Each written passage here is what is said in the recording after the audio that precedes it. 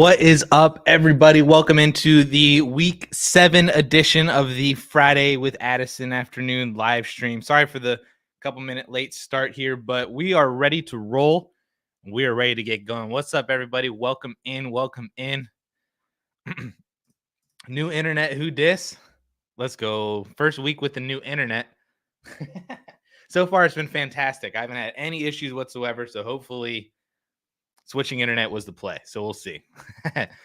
Jordan, what's up? Let's go, man. Jamie, what's up, everyone? Hit that like button. Christian, happy Friday of week 7. Wow, how time flies. Absolutely, dude. Ever since Oliver was born 4 months ago, I have no idea where the past 4 months went. And it's just exponentially been worse with the fantasy season every single week. Did you get fiber? It's just 1,000.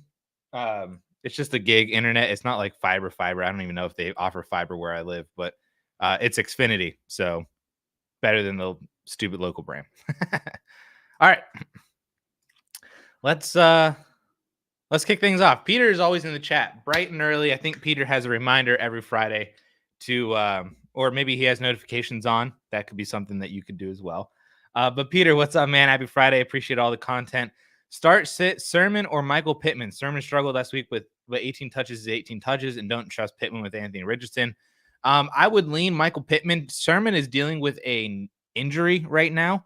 And Tyler Goodson is, could be set to be slated to get more of the reps this week with this Sermon injury. He's been kind of limited at practice all week. If you want Paulson's backup opinion, he has Michael Pittman as the flex 87. Yikes, how far we've come. And Sermon is the flex 77. They're separated by half a fantasy point. Miami's run defense is better than Miami's pass defense in terms of matchups. Like their pass defense is a lot harder for wide receivers than their run defense is for running backs. It's a better matchup for Sermon. And like what you said with Anthony Richardson coming back. So I think if Sermon is healthy, I can understand playing Sermon too. I just saw a notification earlier today saying that he's still dealing with that injury. So if it seems like he's going to be a full go and not really an issue, then I'm fine playing Trey Sermon for the touch floor that he's going to offer you. But if you're a little bit concerned about the injury or we get any like weird verbiage around him, then maybe Michael Pittman is not like the worst case scenario. If he gets, 4, 5, 6 targets, catches, hopefully most of those in a PPR league, that could be, 6 or 7 fantasy points. That might be easy. That might be easier for you to get to with Michael Pittman than it would be with Trey Sermon if he has to get to 70 yards or something like that if he's not really catching any passes. But Sermon is fine. I'm fine with Sermon. Paulson would say Sermon as well. Torsten, hi Addison. Today in my 12-team Superflex league traded away Tyron Tracy in a 25 third for a 2025 first. Holy crap.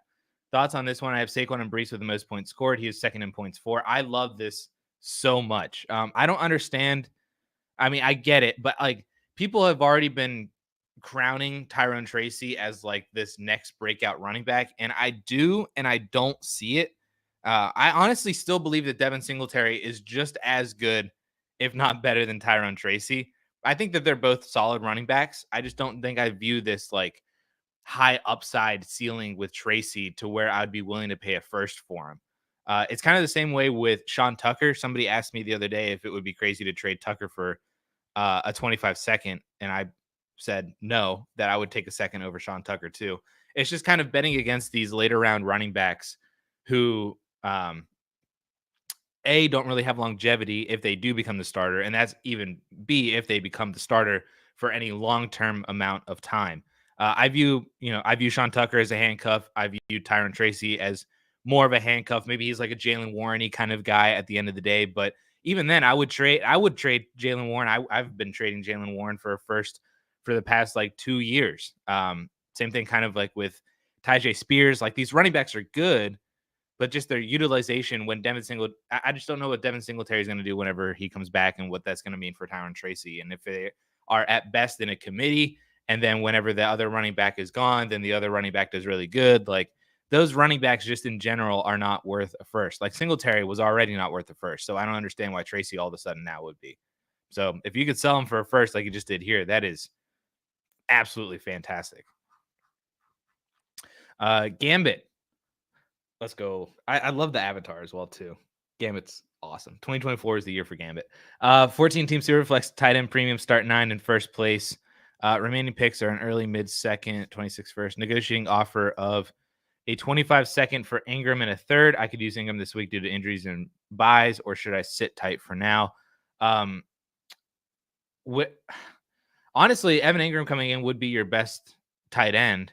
And trading a second for Ingram, I don't think is bad whatsoever. Honestly, that feels a little low, especially considering that you're getting Ingram and a third.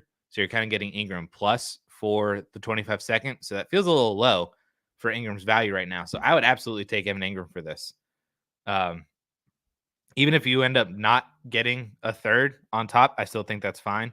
And just trade away a second for Evan Ingram, then he becomes your new tight end 1, and you're set to go. He's your tight end 1, and you have really good backups in Cole Kmet and Hunter Henry.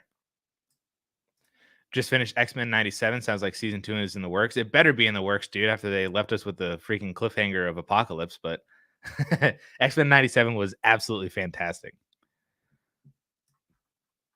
Everybody should watch it, by the way. Everybody. Holden, 12-team, 1 quarterback, start 8. Team is 3-3 and 9th in max points 4. Running back room is trash with a few upside plays. I have 3 first next year. What are you doing with a team like this? Cashing in some of those picks for running backs to try and make a push, or letting it ride? Picks are all projected between 104 and 111. Appreciate the grind. I'd be tearing it down. I think your team is too young to compete right now. I don't think you have the firepower, and I would not be using your first-round picks to then try to push this team into being a firepower, especially using them for running backs. So I think that I would, if you can sell Jordan Mason right now for a second, I would do that. If you could sell Xavier Worthy right now, even for another first, I would do that. Sell Watson for a second. And then I need water. I don't know what's going on. And I would just play for 2025. I would try to maximize what you can with picks for next year, and go into next year with the core of Daniels, Neighbors, Marv, Puka, and McBride and Ferguson. So, I mean, keeping Worthy isn't bad. I just don't think that he's going to really turn into anything. But you could see after this weekend, maybe this weekend changes things. I think you could still get a first on Tuesday if Worthy doesn't really do anything. If he has like 3 for 30, as you could right now. And there's an upside that maybe Worthy turns into more if he has more of a target share, scores a couple touchdowns again like he did in week 1, then his value could rise. Then you could sell off of that. So I'm not pushing forward, especially if you're 9th in points 4 in a 12-team league. I would not push for a championship this year. I would push for 2025 and beyond and let it roll. And if that means that your first round pick gets higher, especially in a 1 quarterback league, if that turns into Tet or Burden or Genty, then that Genty could be how you get one of your running backs. So that would work. You have a couple other first round picks that maybe they end up being running backs as well, given the state of the class.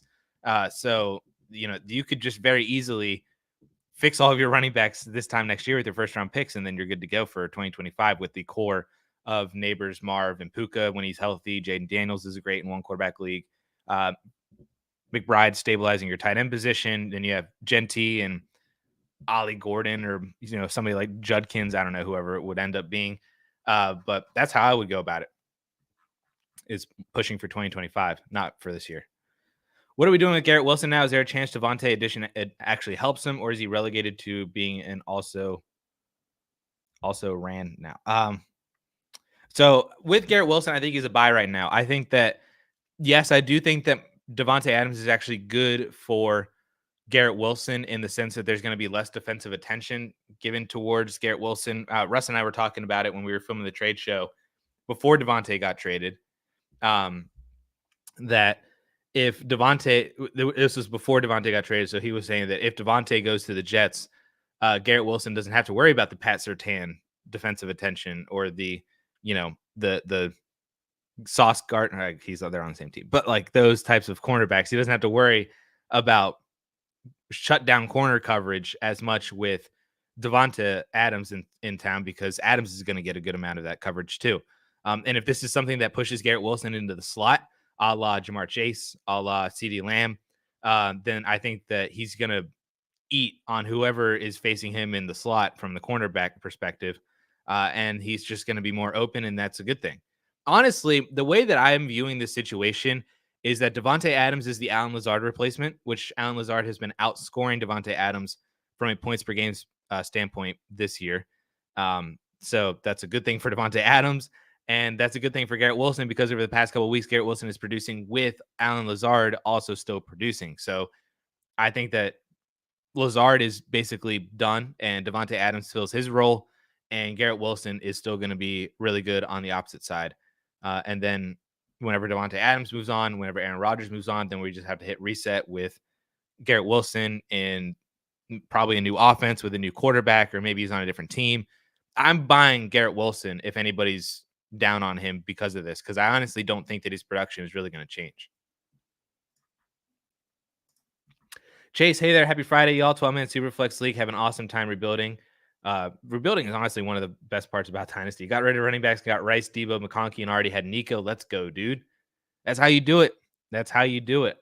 Keep going. Trade away Ray Davis for a random 26 second. Already have 9 picks in 2025. Good moment to sell Davis. Yeah, I think so. I mean, Davis was already kind of riding the border of being a 2024 second round pick in rookie drafts.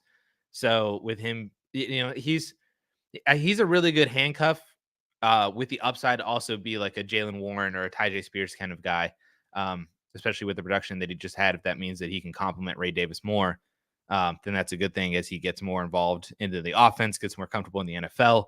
I think Davis for a second is fine. Me being me, I love Ray Davis. So I probably would have kept Davis over a second because that feels like just where his value was even without the performance that he had on Monday night. But I don't think you're going to be upset about getting, like, at most you're going to get you might have been able to squeak out another second if Davis actually turns into Jalen Warren or Tyjae Spears or Bucky Irving or somebody like that, I don't think you would ever have gotten really a first for him. So you're not going to be mad. Maybe there was some meat left on the bone, but it is what it is. I just really, really like Ray Davis. Happy Friday. Trade away Garrett Wilson for 225 early firsts. I'll take the early first there. If they're both early, I will take the early 25 firsts over Garrett Wilson. Because then you get if you get the shot on getting Burden or Tet, if one of them is like early, or Genty, if you get any one of those three for Garrett Wilson, that already feels like somewhat of a win value-wise, because then you could do something with the other first-round pick, whether that's another fantastic player or, if you get two of those three, that would be phenomenal. I'll take the 2 early firsts if they are actually early, and you're not just thinking that they might be early. Oh, Chase, you had a second. Sorry, my bad on this. I have Chase Brown and Tucker as running backs, but I can't get anyone to trade any young player for Debo. I tried to put a package deal together for Jefferson, BTJ, Neighbor, Reed, Flowers, etc. Should I stick with Debo? If nobody's going to trade for him, then you kind of have to stick with Debo. I wouldn't sell him for less just because you're rebuilding. But I would see. I'm sure this is probably already what you've been trying to do, but any of the contenders that maybe they don't necessarily need wide receiver help, but if they have younger wide receivers who maybe aren't producing up to the level that they thought they would be, can you trade Debo Samuel for them? So that's like Brandon Ayuk. That is Jalen Waddle. That is maybe Jackson Smith and Jigba. Maybe it's George Pickens. If any of the contenders have any of those guys and they're looking for maybe a production upgrade with Debo Samuel, you might be able to get a deal done with one of those two. Or maybe if they need a running back, then you get Debo and Chase Brown. And then that is what you're able to move up to. And then you get DK Metcalf for them or something like that. Then that's how you can move off of Debo Samuel. But if you're not getting anything like that, then I would just keep Debo. There's no sense in selling him for anything less. How do you value Olave at this point? Man, I was already so low on Olave coming into the year. Let's see. On Keep Trade Cut, he is the wide receiver 18. Even that still feels kind of high because he's ahead of Zay Flowers, ahead of T. Higgins, ahead of Ayuk, ahead of Godwin, Waddle, Tank Dell. Like, I feel like Olave needs to be at least closer down with some of those guys, if not even ahead of the majority of those guys that I just mentioned. So that would probably value him as a fringe wide receiver two in Dynasty, is like a top 25 guy. For sure, top 30, but fringe ish top 25, just because he's hurt now. He wasn't really all that productive. He was, and then he wasn't. Um, but I just like he's feels so replaceable, and all these other guys I think have bigger ceilings. Like T Higgins has a much bigger ceiling with Joe Burrow, and then has the upside and potential of signing somewhere else in free agency. Brandon Ayuk has been a top 15 wide receiver each of the past 2 years, and is just kind of having a down year right now. Same thing goes with Jalen Waddle. Chris Godwin obviously is fantastic right now. He's 4 years older, but he's producing and he's fantastic. JSN, that's just upside and potential, and is 2 years younger than Chris Olave too. So if you want to swing for that, Tank Dell, upside with CJ Stroud, especially if Stephon Diggs were to move on. Like there are things with these other wide receivers that could lead to a more valuable path to either production or more valuable upside path to where maybe their value just spikes because of something happening. Their value spikes artificially, then you could sell off of them. I don't view that happening with Chris Olave because they really seem tied to Derek Carr. Their offense, I don't think, can get any better than what it was earlier in the year. And Olave was already kind of ish producing and kind of not producing in this new Kubiak offense. Of course, they're probably going to fire Dennis Allen at some point, but I don't think that changes the offense because Clinton Kubiak is still going to be the coordinator. And it's just like Kamara's still going to be there. Taysom Hill is still going to be there. Rashid Shaheed is still going to be there, and he'll come back from the injury next year. Juwan John, like the offense is just going to stay the same, and Olave hasn't been good in this offense, so I value him. I would sell Olave for probably a random first at this point. I probably wouldn't like to, just because then you're hoping to hit on another wide receiver that could have the production that Olave has had for the past couple of years. But if you can move him, like I said, over to somebody like a Brandon Ayuk, like a Jalen Waddle, like a Tank Dell, like a T Higgins, and if you get anything on top of those guys, that would be fantastic. But that's how I would view Olave right now. Do you think the Browns won't bench Watson because they're publicly shaming him for his actions, having to go out there every week and do the one thing that he's worst at? At the end of the day, as a Browns fan, I can confidently say Watson is having less fun playing than I am watching. Maybe they are publicly shaming him. I don't know. That's pretty funny. I think it's money. They're so invested into him monetarily that they are trying to seem smart on what they were doing, and they're not willing to take the loss right now and move on. Or maybe they know that Deshaun Watson is their best chance to get a worse draft pick. Maybe they think that Jameis Winston will come in and actually win them games. And they could be quietly, like the tank for Tua thing that the Dolphins are doing. They could be quietly doing that for, what is it? Stink for Shador? Is that what the thing is right now? I just completely made that up in my head. Seth, Friday AMAs are the highlights. One of my highlights of the week. Appreciate you so much. It's definitely one of my highlights as well. What's your take on Booty and Polk rest of the season and in Dynasty? Booty, I don't really care about. I think that he just had a flash, and that's kind of what it was. Polk, I am more interested in just because he had the draft capital, he has the production in college, and he had the utilization for the past couple of weeks. He just hasn't really done much with it. So I'm still in on Jalen Polk. If you can sell him for a second, then that's fine. But I just think that the upside with Polk is so much higher. Booty, I don't really care about. I'd trade him for a third-round pick if you can right now. But Polk, I still am interested in just because of the upside of this offense with Drake May. And especially, like, if anything were to happen to Demario Douglas, not to say that he's like some injury-prone guy or anything like that, but like if something were to happen and Polk could then fill in the Demario Douglas role as Drake May's wide receiver one, then that could elevate him in terms of value and production, even if it's just for short term. Just, give us something, Jalen Polk, like you've had this utilization, you've had this role and usage and snaps and targets. He just hasn't done anything with it. So maybe that's a connection thing, but I'm more interested in Polk. I could care less about Kayshon Boutte. That was about Chris Olave. Dynasty 1 quarterback start 9, contender first in points 4. Are you selling Alvin Kamara? If Honestly, I don't know if you could sell him after what he did last night. But when Derek Carr comes back, the idea would be that Kamara would go right back up to having top 10 fantasy production. I don't know what you could sell Kamara for, and it would feel weird trading Kamara to another contender because that's the only team that's going to be willing to buy Kamara right now is some other contender. I mean, if you can move him for Brian Robinson, then sure. If you can move him for Joe Mixon, then sure. If you can move him for uh, Dave Montgomery, then sure. But I don't think you can really do any of those things. I think contenders would rather have those running backs still than Alvin Kamara right now, at least with Derek Carr still out. So I don't know. Like it's all dependent on the price. And it seems like right now is not the good time to get the price that you want for Alvin Kamara. And you're one of the few teams that Kamara is actually valuable to. You're just waiting on the situation to get better with Derek Carr coming back.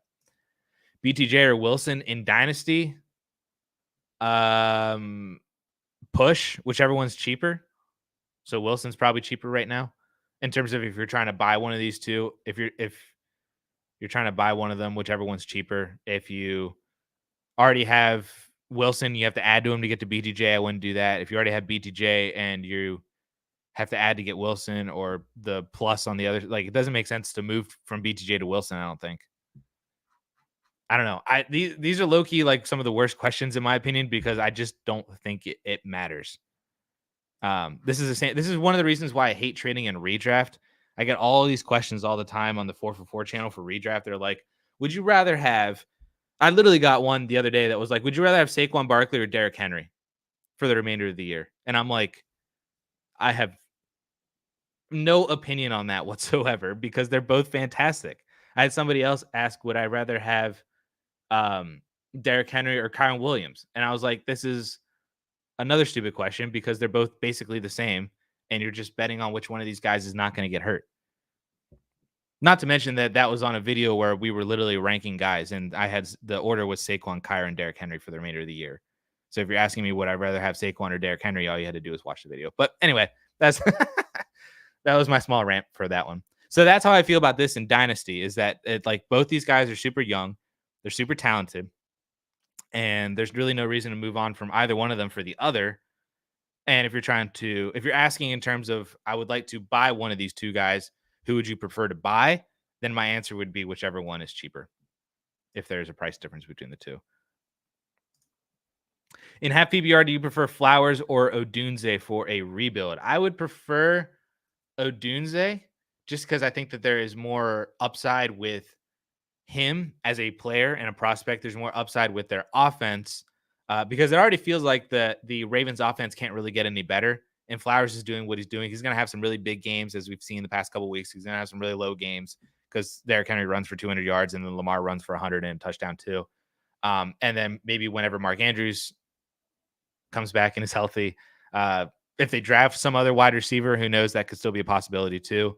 I think that there's more upside with Odunze because he was a better prospect. I think he's a better talent.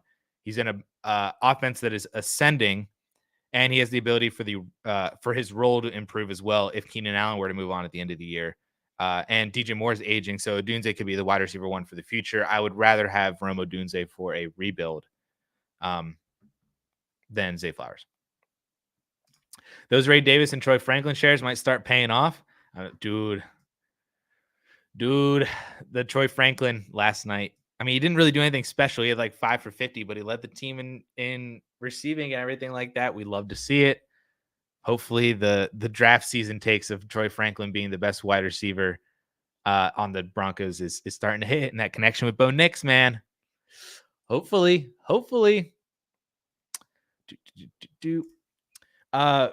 Full PPR 12 team, third place. Any moves? Worthy Pitts will get likely. Is this Dynasty? I would think this is probably Dynasty. I don't know how else you got Barkley and Bijan unless you traded for somebody. I really like this team a lot. Yeah, I think you're missing out on a kind of like a big hammer at the wide receiver position, but I wouldn't really move. If this is Dynasty, you could move your running backs for wide receivers and then be more stable in that regard. As redraft, okay. Then the only other thing that I could think of is having Jaden Daniels and Jordan Love on your same team might be a little. Um, it's probably too much value in production sitting under benching one of those two guys. So you could probably try to see if you can move one of them. Who?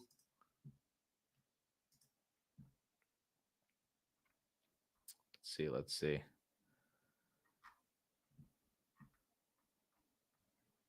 Green Bay's buys week 10 and Washington's buys. Sheesh. Um, so if you wanted to try to move Jaden Daniels maybe after Jordan Love's bye week, or if there's somebody on waivers that you can pick up, you can drop Isaiah Likely for another quarterback. Move one of your quarterbacks now. Drop Likely for another backup quarterback that you ride until Jordan Love's bye week, and then you can drop that quarterback after Love's bye week, or Jaden Daniels. Ride him until Jaden Daniels bye week if you traded Jordan Love. But then you could try to see if you can move like does selling one of your quarterbacks and Devonta Smith get you more of a hammer? Like, does that get you CeeDee Lamb right now? Or I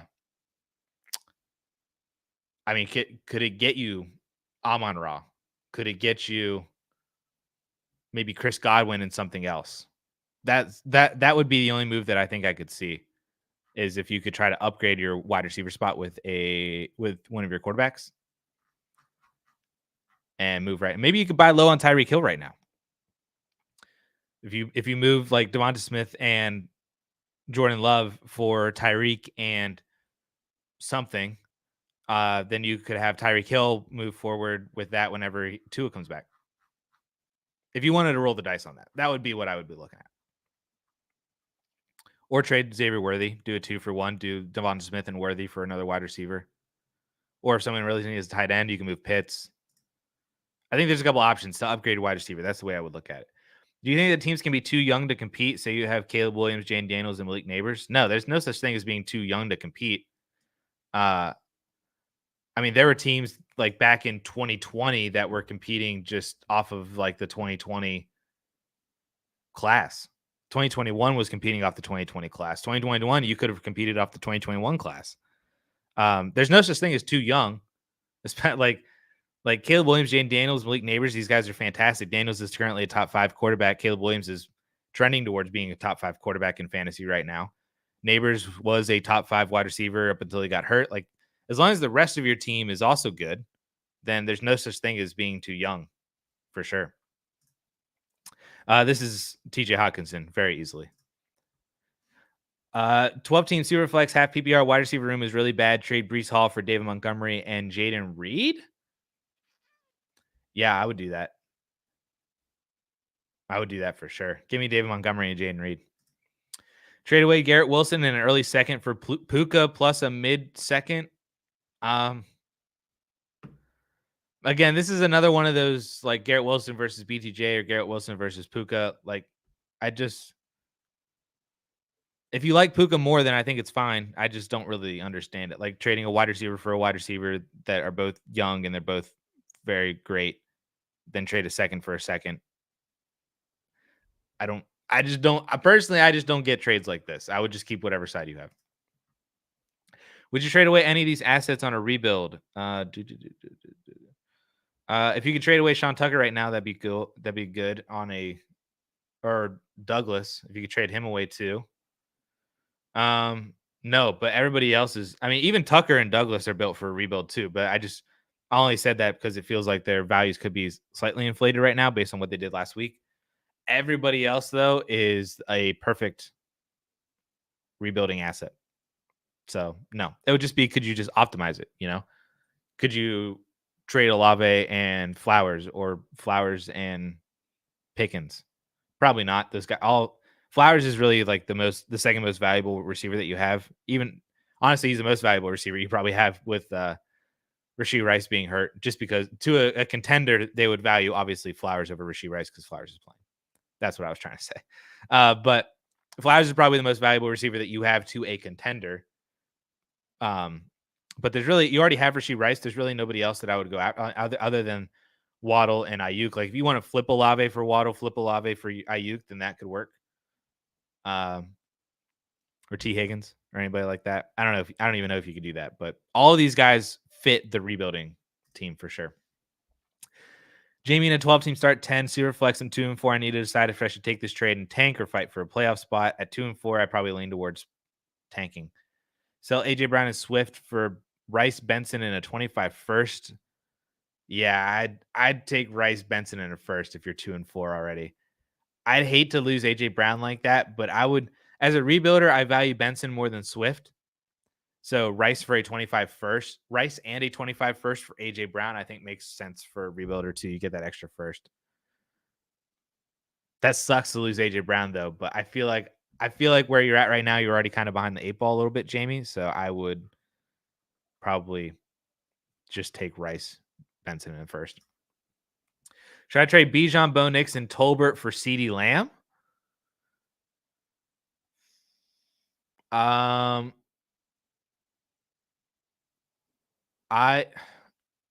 So in a super flex, assuming this is super flex. Oh yeah, you said it is 12-team super flex start 10. I feel like you could get more with CeeDee Lamb. Am I wrong for that? Just because you're giving up a quarterback and you're not getting one back. You're giving up Bijan Robinson. I mean, I would take Lamb over Bijan straight up, but I feel like adding Bo Nix is not to say that Bo Nix is anything like spectacular, but like a startable quarterback, young quarterback who has upside to do something in the future. I mean, at the end of the day, I would probably take CeeDee Lamb, but I just feel like you might be able to get something else on top of Lamb for this. Maybe. Now I'm curious.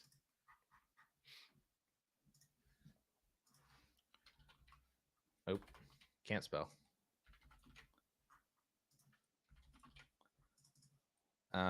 Who's the other guy? Jalen Tolbert.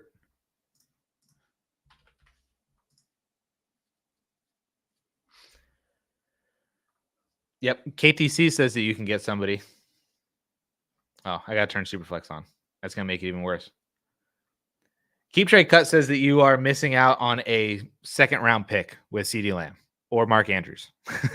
Apparently, that's how far Mark Andrews has fallen. But yes, if you made this CeeDee Lamb and Mark Andrews, that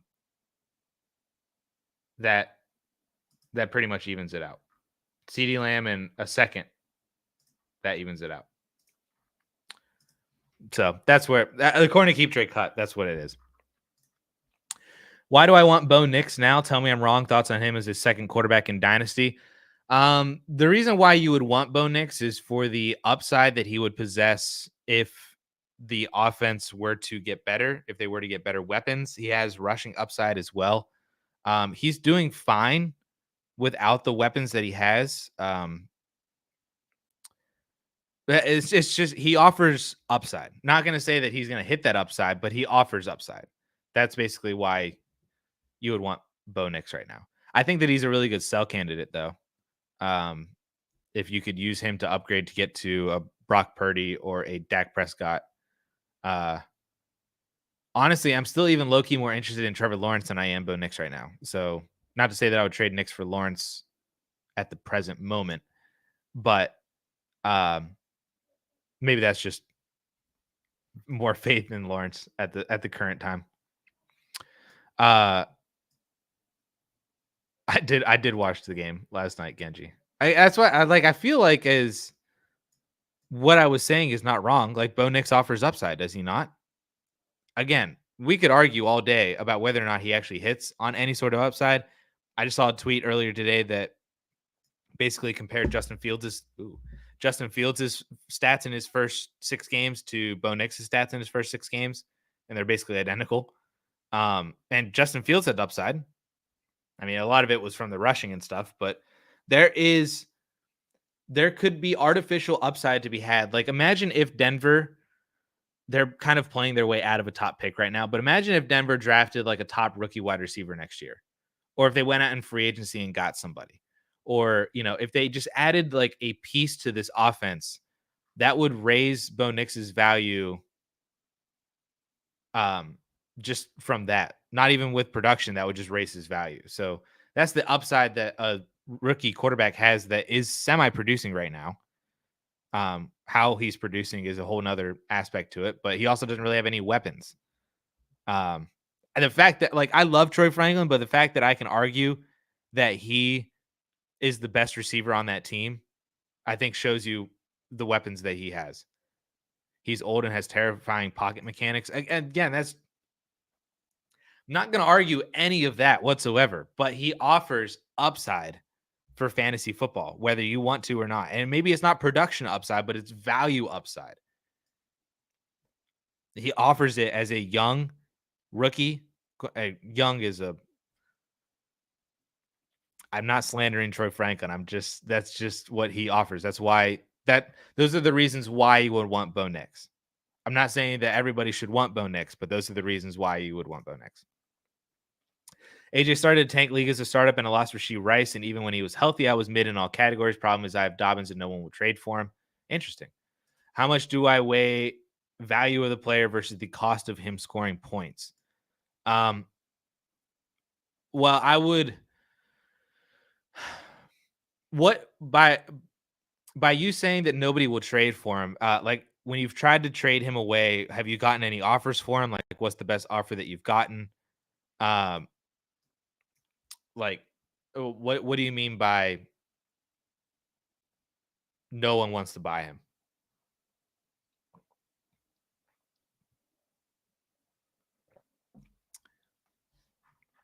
That's my question for you. Let's see. How much would you pay for Tyreek? If you're super hardcore of a contender, I'm willing to trade a first. Even then, I still feel like that's not to say that that's a lot or that's too much, but that just feels like a risky proposition that maybe you could use that first in a different way. Best offer I got is Dobbins for a third. Yikes. I would, because I was going to say, like, if you were getting Dobbins for a second, I would have just cashed out for Dobbins for a second right now. But for a third, that's pretty wild considering what he's doing. Maybe you're in a really hardcore dynasty league. You got some hardcore players with you. If the best is that you're getting is a third round pick for J.K. Dobbins, I would just hold on to him and hope that he continues to produce, and also low-key hope that somebody on a contending team gets hurt, so then you could trade J.K. Dobbins for them for a second, even.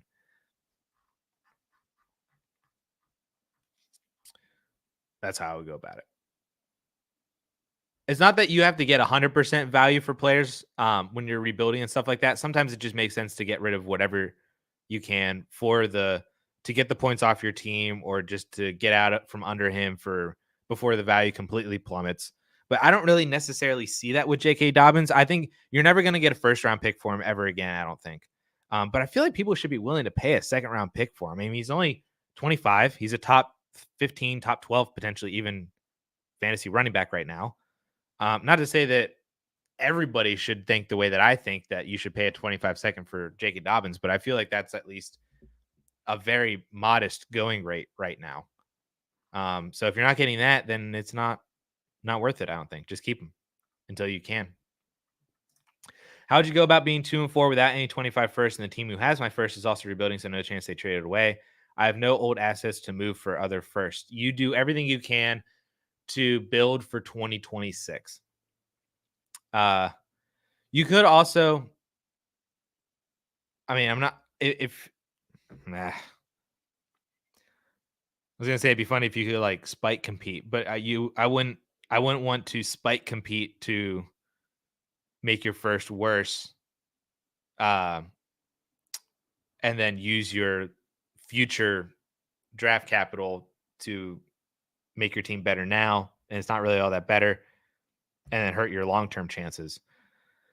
I see, honestly, this is a whole other thing where I see this so much where teams are so willing to just move away their future first round picks, and it's so dangerous to do because then you could end up in a situation exactly like this. And this season feels in particular like one where I've seen it the most because it's been a really weird fantasy season where teams that thought they were contenders don't have their first anymore. Now they're not contenders.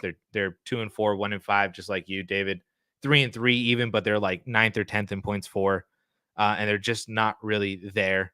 They suffered a couple injuries. You can't overcome that, and you don't have your first, so now you can't really do anything. You're kind of stuck in the water, and I think this is a reason why you just hold on to your first as long as you can. So that's a teaching moment, David. So unfortunately, I feel like you're kind of stuck in the water for 2024. Keep your 2026 picks with you as hard as you possibly can.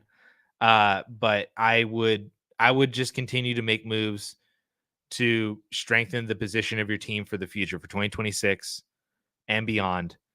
Acquire 2026 firsts and do the best that you can with the roster and assets that you have currently. And I think you just have to mourn the fact that you don't have your first anymore.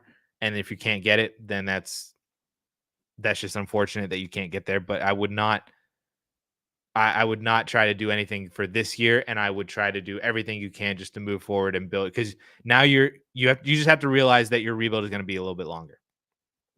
That's all it's going to be. It's going to probably take you an extra year. Maybe it's 27, 28 before you can start being competitive again. And that's a really long time away, but it's also really not that far of a long time away. And if you make a couple moves, it could be earlier than that too. But hold on to your future picks for the future. Hold on to your future picks for the future. Did you see Jake Cuddy got arrested for gun charges in a car crash? Yeah. Smoking Jay at it again. Can send a 25 mid to late first to a rebuilder for Zay Flowers or Garrett Wilson? I would send a late first for Garrett Wilson in an absolute heartbeat. I'd do it for Zay Flowers too, but if they're evaluating both these guys and they're just like, hey, give me your first for one of these two, take Garrett Wilson. This is my new favorite thing to do on Fridays. Welcome in, man. Had 2 trades this week. I'm rebuilding in half PPR. Traded Deontay Ingram, 201, 202, 26 third for Rice. Holy crap.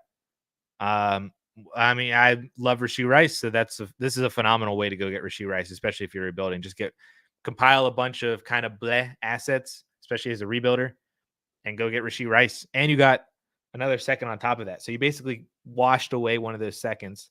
So this is Rice for Deontay Ingram, a second and a third.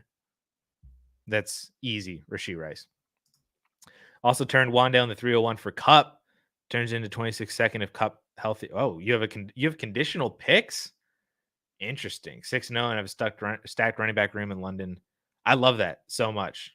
I love just going out to get Cup for that exact price too. Braden, 12-team Superflex start, 10 quarterbacks. Love Stafford.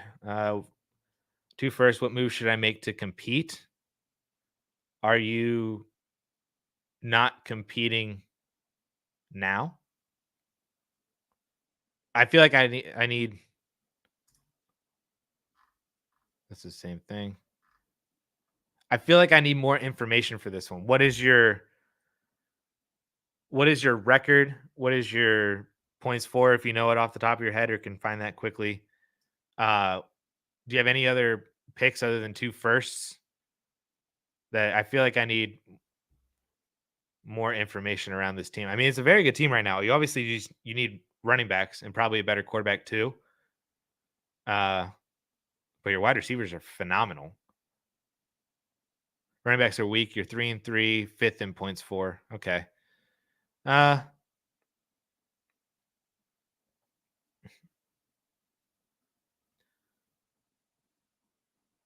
All 2026 picks too. Do you have any extra like seconds and stuff? Like for 2025?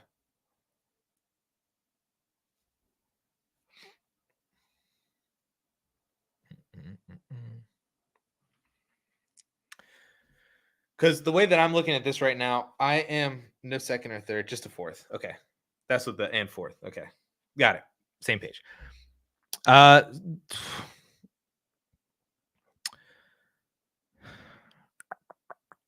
1, 2, 3, 4, 5, 6, 7, 8, 9, 10.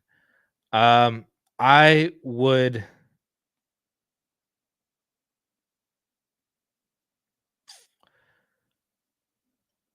You could use your if one of your first, I'm assuming one of your first is yours, and I'm assuming the other one is probably a late first, I would assume.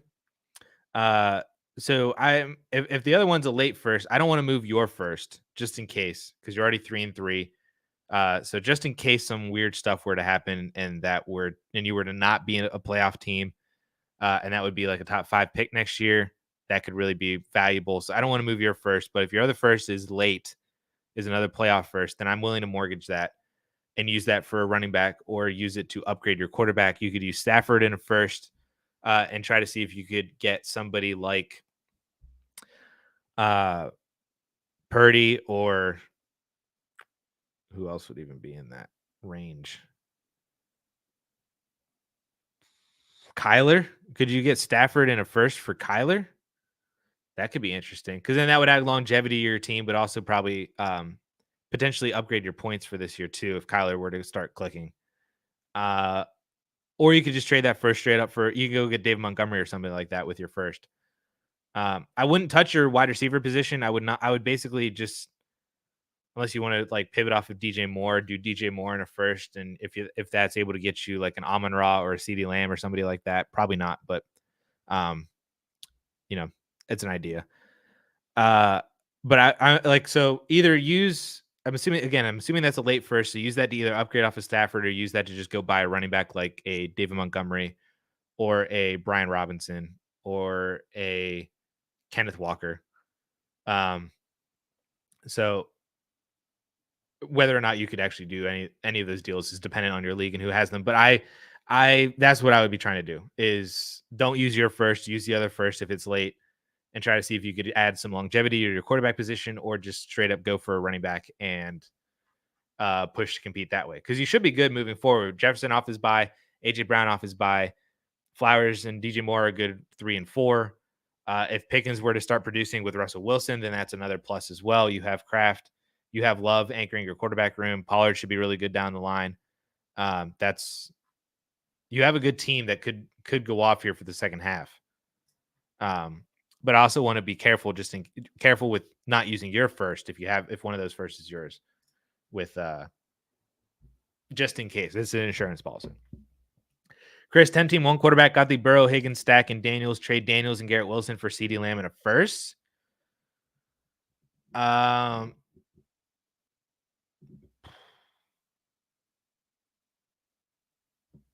Yeah, I'm okay with it. Obviously, I would take CeeDee Lamb over Garrett Wilson for sure, and Daniels for first, I think is fine. I would take Daniels over the first, even in one quarterback league. But given that he's slightly expendable, how much value you're getting and production you're getting going from Garrett Wilson to CeeDee Lamb also works. So I'll take CeeDee Lamb in the first year. That works for me. Got offered Dak 25 first, 26 first for Hurts and Debo. I would keep Hurts and Debo. This isn't enough for me to move off of Hurts for that, especially if they're both assumed late and one of them is 2026. Like Debo for a 26 first, I think makes sense. So I would not trade Hurts for Dak in a 25 first. Even if you are 1 and 5, I would rather keep Jalen Hurts. Fill up with your crazy team. Give Puka Darnold, Bateman for AJ Brown and Deshaun Watt. Okay, well, you don't need Darnold, so that's a good thing. Although low key, he's your most productive quarterback, but nah, you don't need him. Yeah, give me AJ Brown and Deshaun Watson on this one. Going to upgrade from Puka to AJ Brown is great. I don't really like using Darnold to do it. I don't care about Rashad Bateman at all. I don't really care about Deshaun Watson either. Honestly, that's kind of a drag for the AJ Brown side, but the main focus here I think is getting AJ Brown, and I'm willing to do that with an expendable quarterback asset in Superflex. You have 4 of them, and upgrade from Puka to AJ Brown. Give me AJ, dude. He might legitimately win people leagues. My running back room in best ball is Jacobs Jones. Would you try to move Jacobs Jones for younger production or hold? Competing roster pivot suggestions. I'm fine with trying to pivot off of both of them. Jacobs, I think, is going to be hard to do just because he's not really producing. Jones, I think, is going to be hard to do just because he's old and also hurt. But if you were looking for pivot options, If you could pivot from Jacobs to Monty, Jacobs to B-Rob, Jacobs to Mixon, I'm cool with all three of those guys. If you could pivot from Aaron Jones to Pollard or Connor or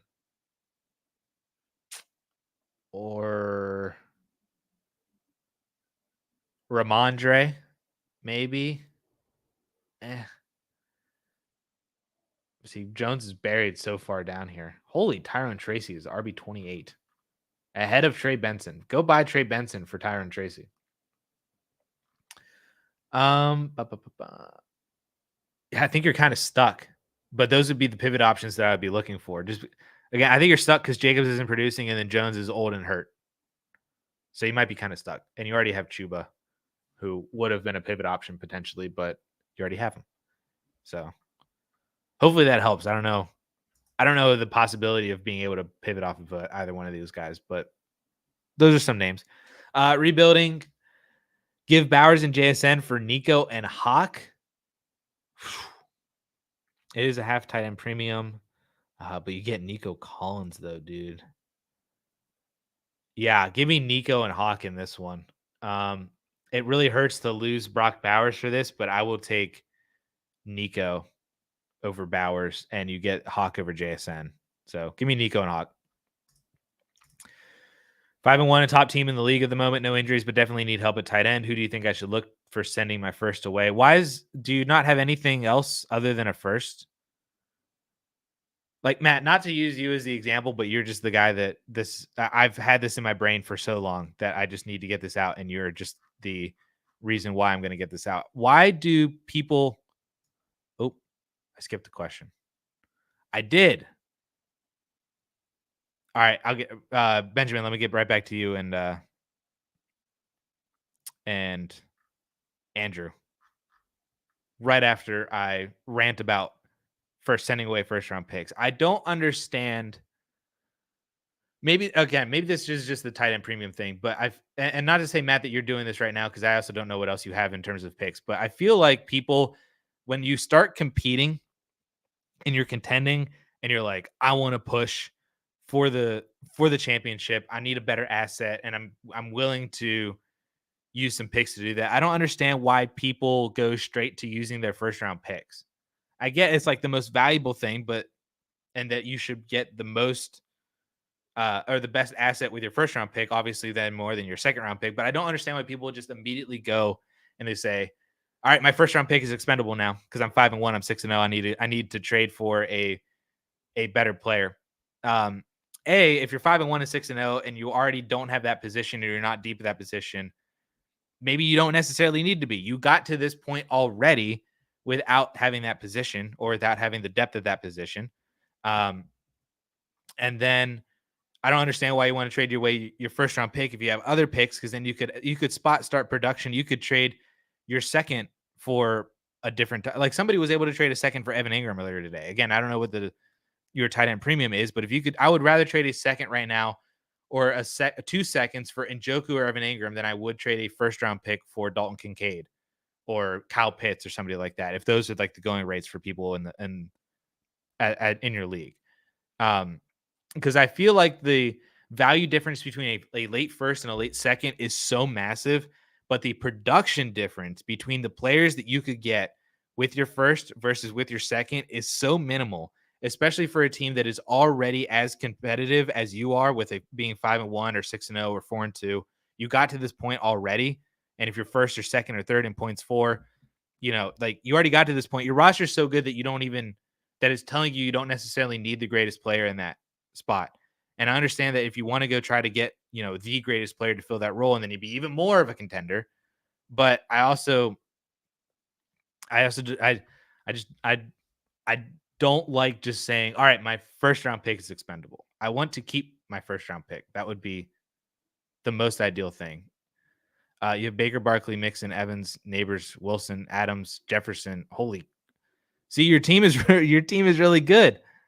And your tight end premium is an extra point per reception. So that's definitely going to raise the value of tight ends. But if you could trade away, like what's the best tight end that you can get that you don't have to pay a first round pick for? Is it Njoku? Is it Evan Ingram? Is it Jake Ferguson? Is it Dallas Goedert's hurt? Fryermuth? No, maybe, but Uh, so hold the first and move the second. Then yeah. So I would try to see what the best tight ends that you could get with your second is, rather than using your first round pick. That's essentially the whole entire rant of that thing. And I'm sorry that it was pointed at you. It was definitely not pointed at you. You're just the one that brought it out of me, because I've been answering questions like this in DMs, in YouTube comments, in questions here in the stream for the past couple of weeks. So it's the same thing. Everybody always thinks that their first round pick is expendable, but there's a reason why that pick is so valuable. And honestly, I think it makes more sense in general to just keep your first round pick, especially if you are competing, than it is to trade that pick away for a player that may not even be helpful for you. That's another exercise. I've made videos about this basically every single year, where any player that you bring on, especially if you start 9 or 10 or 11 people, one player does not a lineup make. So more often than not, having that extra one player and going to buy that extra one player for, an extra 3-4 points per game, you're not winning every single game by only 3 or 4 fantasy points. You're probably winning by 15, 20, 30 fantasy points. So that one player, just because he's outproducing the other replacement that you had by a few fantasy points, isn't helping you win games anyway, because you're already winning by 20 points. Sorry. Yeah. Appreciate you, Matt. I'm sorry. I'm good for one, maybe two rants every Friday. And Matt brought it out of me on this one for that. So I'll try not to rant anymore. But yeah, Matt, I would try to see what the best or the best tight end is that you could get for your second round pick, and weigh that to the worst tight end that you could get for your first round pick, essentially. Or I guess the best tight end that you can get for your first. Because for a late first and a tight end premium, for that much of a premium, you might not even get Kincaid. You might not even get you're definitely not getting McBride or any, like, I would go pay your second round pick for Mark Andrews right now than I would pay a first round pick for anybody else above that. That's how I would look at it. All right, Philip, or not Philip. Where was I? Benjamin. Too many names. Benjamin said that I missed a couple of questions, and I definitely did, because I saw them whenever I scrolled back up. Andrew, would you trade Devonta for Waddle and Brooks in redraft, deep at receiver, and only start 7?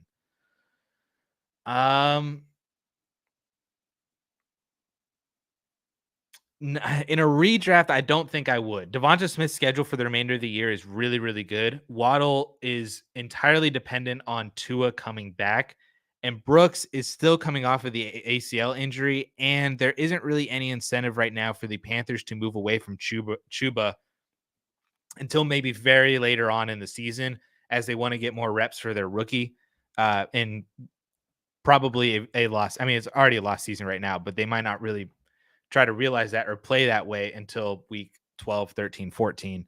And by then you could have lost so many fantasy points from Devonta. So I would keep Devonta, especially in a start 7. I value just the one singular better player more. So I would keep Devonta Smith. And then thoughts on Bigsby. Would you try and move in Dynasty if rebuilding, or hold and hope ETN leaves next season? I think this is price dependent. If you're able to sell Bigsby right now for a first, or sell Bigsby in a second for a first, then I would do that. If all you're getting right now for Bigsby is a second round pick, I would probably try to hold on to Bigsby and see if he does take over the backfield, if ETN does get traded by the end of the year, by the trade deadline this year in the NFL, or leaves next offseason. They cut him or trade him next spring. It's entirely price dependent, I think, in Dynasty, on what you should do with Bigsby as a rebuilder. It's if you're able to move him to get a first round pick, then I would do that. But if all you're really getting is a second, or you're getting offers of, like, would you rather have Bigsby or Keon Coleman? I'd rather have Bigsby in that regard, because I think there's more upside there. So it's price dependent. Final answer for Andrew. Benjamin, sorry. 4-2, sixth in points for Send a 26 first and Addison for Ayuk and Mixon. BTJ for my 25 first, second. I would buy BTJ for that.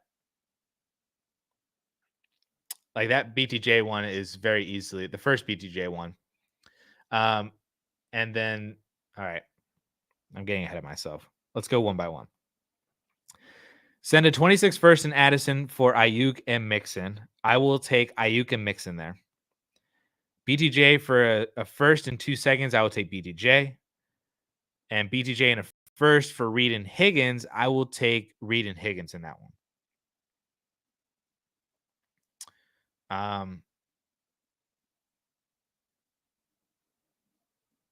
So yeah, so I would if you're for selling Brian Thomas Jr., I would take the Reed and Higgins one, and I would still do Reed and Higgins rather than sell BTJ for just 2 firsts. And then I would also take the Ayuk and Mixon side for the other one too. All right.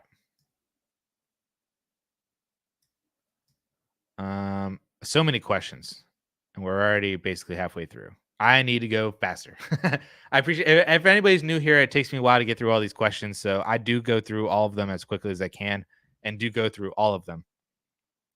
So I will get to it eventually.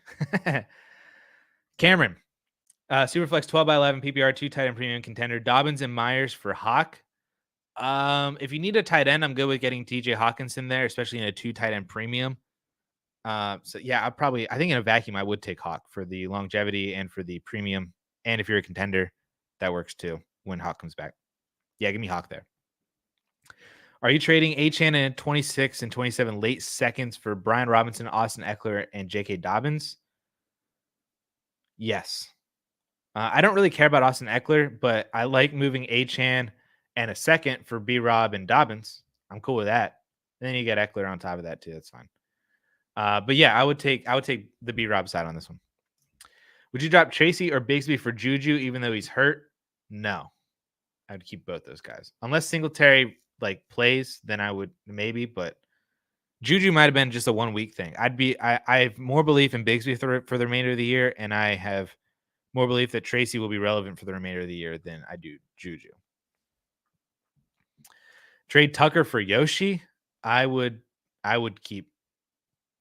I'd keep Tucker. I think it's fine, but I feel like there's just more upside there. Sent Devonta for Saquon in a dynasty league. Already have AJ Brown and Hurts. Like that is as a contender, that's great. You really like your Eagles players. Yeah, but give me Saquon. You have the full on stack. Are we buying Demario Douglas? What's the price? I wouldn't pay a second for Douglas, but anything less than that, if it's a third, 2/3, then sure. I'm not paying a second for Douglas though.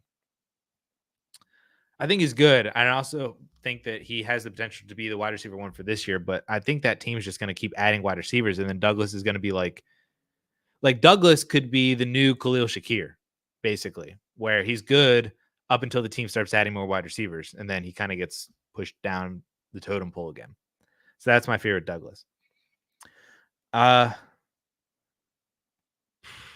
Any moves for Chad?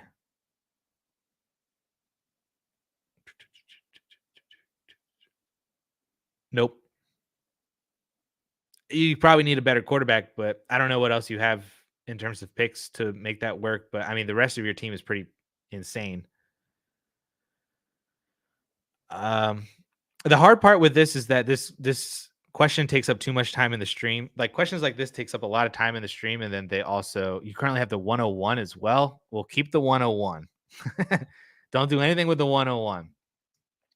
But I feel the problem with questions like these is it takes up a lot of time because I try to do my best to give the best answer possible, but then I also feel like I just don't have enough context to fully answer questions like this.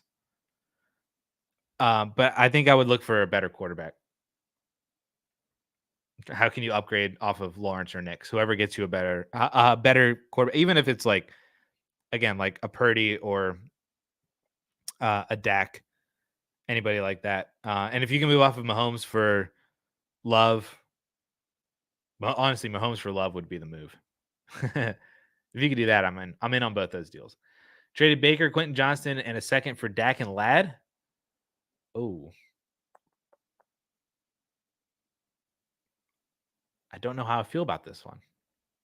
I like both sides of it. I think if I had to pick one, I would pick the Dak and Ladd side. I'm with you on that, but I also like the Baker and the second side. I don't really care about Quentin Johnson, but Baker and the second I also don't mind as well. I would take Dak and Ladd McConkey though. Fridays with Addison is my favorite part of work. I'm glad that I could make the Friday work day a little bit easier for you. Appreciate you, man. Follow up 6-0 full PPR team. London Higgins Hill. Should I trade BTJ in an early second? Wow. Yeah, just upgrade and go up and get Amon Ra. If all it takes is a second and a third with BTJ to go get Amon Ra, go get Amon Ra. A-Rich in a top 6 first or Jaden Daniels, I will take Jaden Daniels. Worth it. Give it to me.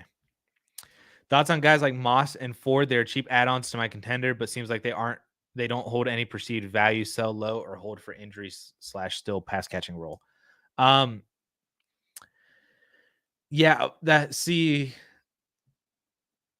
two ways to look at this. Is that if you were able to buy these guys cheap, right, in the offseason, and they kind of served their duty. So that you could basically just say it as, they did what I needed them to do. They were tools that I just used a little bit of draft picks to be able to use, and they fulfilled my lineup spot. They helped give me some wins. They did their job. And then they just kind of die. So if you look at it that way, then, it's still fine to have them on your roster. And then if you're able to sell them for anything else either, to just like recoup a little bit of value, then that works. It's like if you were to like buy, like you're doing like a home improvement project at your house and you need like that one tool. So instead of like renting it, you just go and like kind of like buy it for like slightly more and then you sell it for slightly less. That's kind of what I think guys like Zach Moss and Jerome Ford are in Dynasty. Like you bought both of them for a couple of thirds, maybe in the offseason. Maybe you paid a second for one of these guys, and they served their purpose. They did what they needed to do. And if you want to hold on to them for depth, I don't think that's a bad thing. Just to have kind of stashed in that one cabinet in your garage or anything like that, that works. Or if you want to sell them to recoup a little bit of value, you can get a 3rd round pick for either one of these guys. I think that that's totally fine as well. Then you just had a little bit of cost paid, and that was it. So that's how I view guys like Moss and Ford. I think Eckler kind of fits into that range. Maybe a Rico Dowdle kind of fits into that range. Devin Singletary, maybe like these guys that you took shots on in the offseason. It worked. They're losing value now because they're actually not. They were never long-term assets, and that's why they cost so little. But that's how I view it. So Christian, I didn't really give you advice on what to do with sell low or hold. I feel like that's entirely dependent on A, what you can even get for these guys, and B, the actual depth of your roster that you have, on whether or not you feel like you should sell or hold. Honestly, I would rather hold on to Zach Moss, I think, than Jerome Ford. If you could sell Ford for a third, I'm totally fine with that. But I'm more interested a little bit in Zach Moss than Ford to hold on to one of them. If there's a 2025 rookie mock today, how many quarterbacks would go in the first round? And I'm assuming in a Superflex league, I'd assume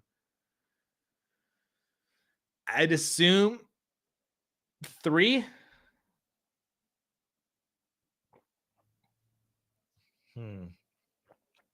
I think the easy bet is 2. A safe bet is 3. And a semi-aggressive bet would be 4. Because that's betting on 4 quarterbacks then going in the first round of the NFL draft. So you'd have Shador and Ewers, I think, are kind of both locked to be first-round picks in the NFL, thus first-round picks in rookie drafts, Superflex rookie drafts. Cam Ward seems to be acting as the mobile, high upside quarterback player for 2025, a la Trey Lance or something like that.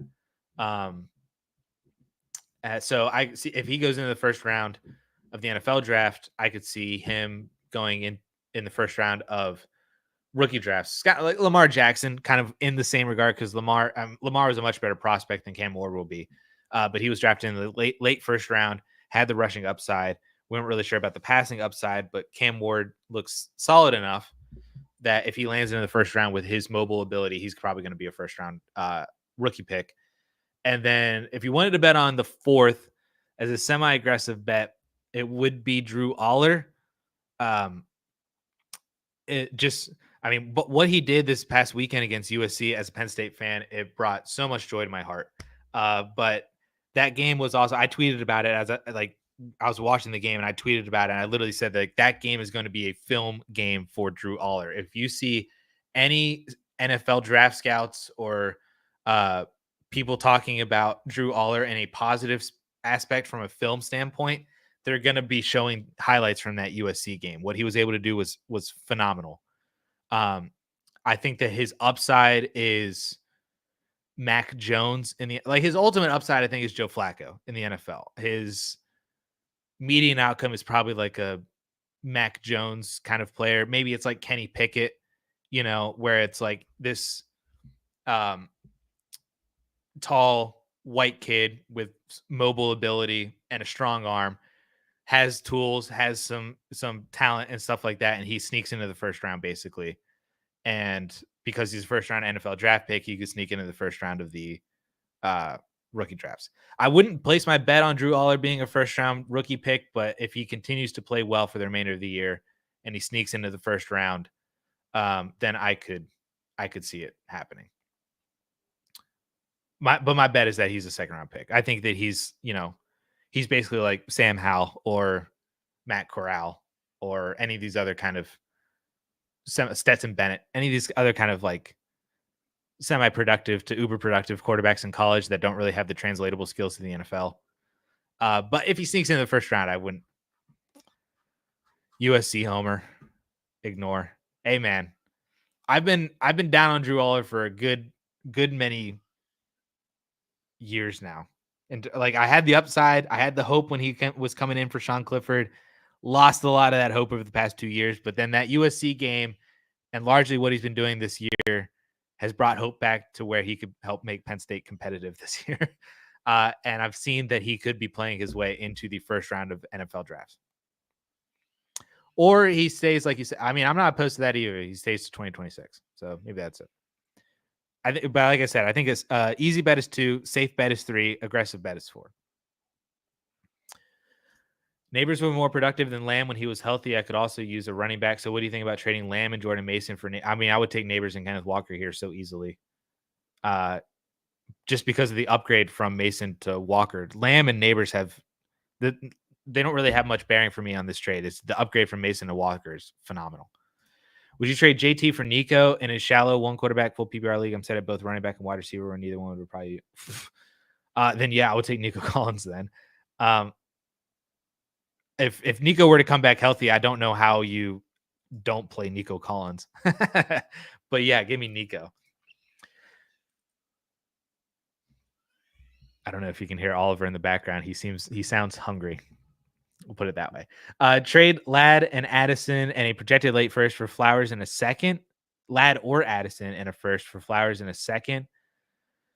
I'd rather just save that first round pick. I don't think Flowers is going to do anything overly amazing in terms of being a difference maker over Ladd or Addison. Like I'd rather use that first to get you an actual like ceiling player like a DK Metcalf or who else is in there? How can you use that first to get up to a Brian Thomas Jr. or Jaden Reed? Obviously, those guys are going to cost more than a first, but I would rather use that first in that way to get that player than I would just doing some other little trade like this to go get Zay Flowers. How can you use that first to go get Garrett Wilson, instead? DK Metcalf, like I mentioned. Can you buy low on Puka right now? Can you use it to go get Reed or BTJ or London, or can you buy low on Nico Collins? Those are, I would rather use that first in a piece for one of those deals. Because obviously you're going to have more to the first to get to those guys than I would to get Zay Flowers. Downs or JSN this week? Is this the wrong stream for start sits? I wouldn't say it's the wrong stream for start sits. I definitely can help you in that regard, or try to help you in that regard. I would go with JSN this week. I'm terrified of Anthony Richardson. If you want John Paulson's very accurate rankings on the backside of it as well for confirmation, he has Downs as the wide receiver 28. He has JSN as the wide receiver 30. They're separated by 1/10 of a fantasy point in production. Miami's defense is a worse matchup for Josh Downs than JSN's defense matchup against the Falcons. And like I mentioned, the Anthony Richardson aspect I think is iffy. So I'd probably play JSN this week over Downs. Sermon, Goodson, Gibson, or Tracy. I would play if Singletary doesn't play, Tracy is the play for sure. If Stevenson doesn't play, Gibson is also really interesting. So I would play Tracy if Singletary doesn't play. Then I would play, but if Singletary plays and Ramondre doesn't play, then I would play Gibson. If both Ramondre and Devin Singletary play, then I would probably play Trey Sermon. It's a lot of ifs. That's a big old flow chart right there you got to create and that's how you get to your final answer. So go with Tracy first if Singletary is out. If Singletary plays and Stevenson's out, play Gibson. If both those guys, both the veterans are healthy and they're playing, then I would go over to Trey Sermon.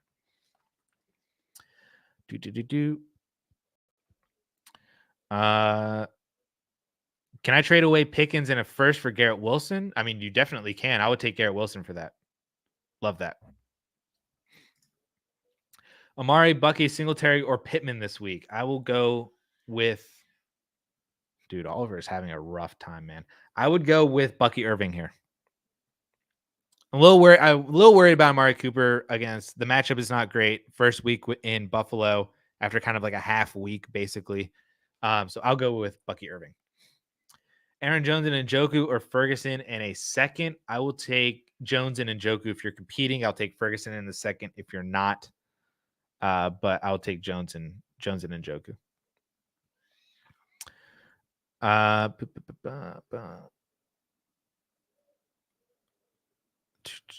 Bucky, Mondre, Singletary, Pittman need one flex and one running back. I will go Bucky and so Bucky fills your running back. Your flex would be I'd play. Let's see. I'd play. I'm more or less just trying to find who do the Giants play this week? Cincy, right? No. I don't even know why I thought Cincy. That's how fried my brain. Philly. That's right. I'll play Bucky, and then I will play Singletary if he's healthy. If Singletary doesn't play, then I'd like to play Ramondre. If Ramondre doesn't play, then you're playing Bucky and Pittman. But I would go Bucky, Singletary, Mondre for me in that order, based on who's available. Trax, what's up, my man? Just woke up. Are you West Coast? Or did you just have a nice sleep-in day? CVR 889, kind of not want to swap Kyler for Daniels. Obviously, you need tight end, but what's my move? I mean, if you can swap Kyler for Daniels, that'd be cool. Can you use? I don't even know can you use Calvin Ridley for that? Or Shaheed because he's hurt? Or I think the main move is try to see if you can bump up at the wide receiver spot. How can you package JSN and Debo and move up and get kind of like a top 10 guy? Can you trade Shaheed in a package to a rebuilder and get a competitive can you trade Shaheed and JSN and get Godwin? Or can you trade? Again, I'm stuck on selling Debo in this regard. Debo and Shaheed for DK Metcalf.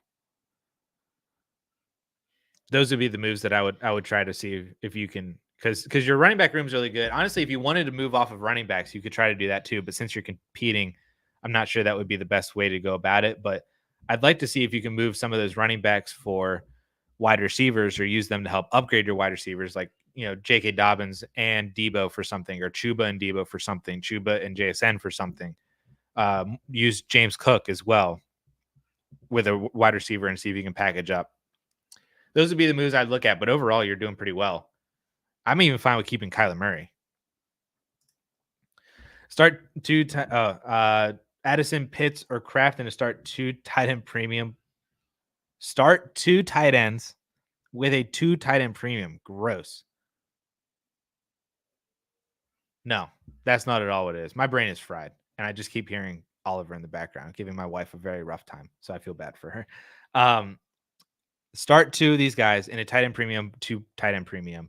Addison, Pitts, or Kraft. I will start both of the tight ends in the extra 2 tight end premium. What should I offer up for Hurts? If you have a late second, even that feels like a lot. A second for Ertz and a third, two thirds. There's no longevity with Ertz, so it's kind of rough. And even like he just feels like such mediocre production, even when he gets it to you. Like that one game when he had like 10 targets or whatever, and he had like 2 catches, if that. I'd pay like 2/3. Or if you can get it done with a third, like Genji says, then that'd be fine. I'd really hesitate to send a second for him. Kelsey, McBride, BTJ. Who am I benching?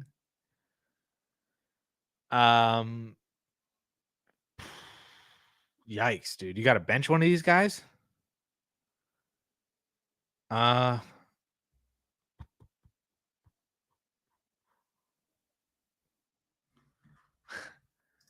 Paulson, help.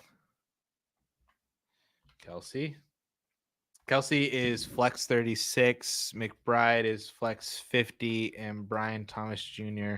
is flex 46. So Paulson would say to do BTJ and Kelsey. I think Kelsey's a lock just because his utilization without Rashee Rice has been phenomenal. So between BTJ and Trey McBride, I'm fine with BTJ against New England in the England game, against New England in the England game, then Trey McBride. But I really like McBride without Marvin Harrison Jr. It's phenomenal that you have to sit one of these guys. It's a fantastic situation to be in. I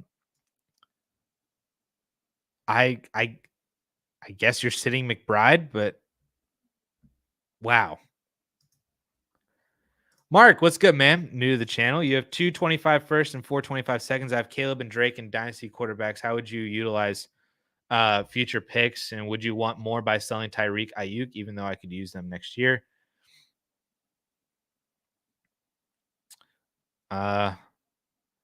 This is your team, Caleb. This is super flex. So basically, I would hold on to Tyreek Hill right now.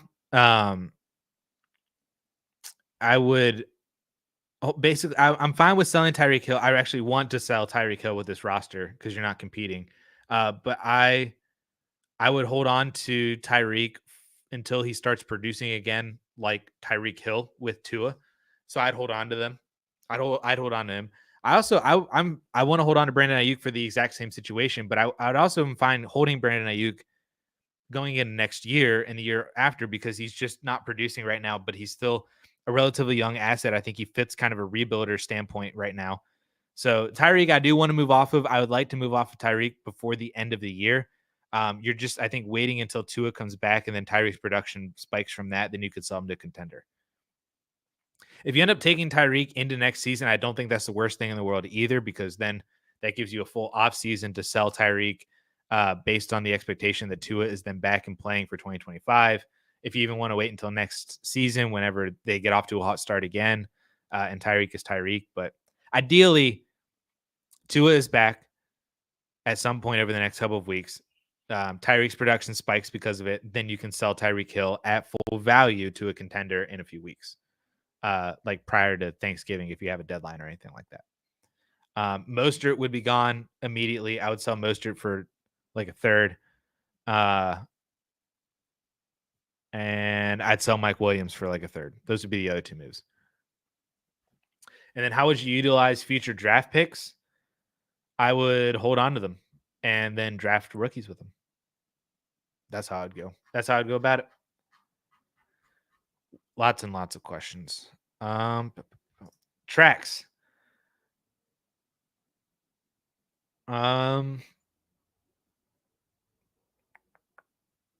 Shoot, your team is insane. It's an 8-team league, but your team is still insane for an 8-team league, given the fact that you have like 5 top 7 wide receivers.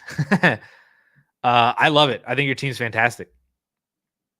And you got 3 firsts next year to even add more firepower to this team. That's phenomenal. Would you send Puka for Achane and Tank? No, I would keep Puka.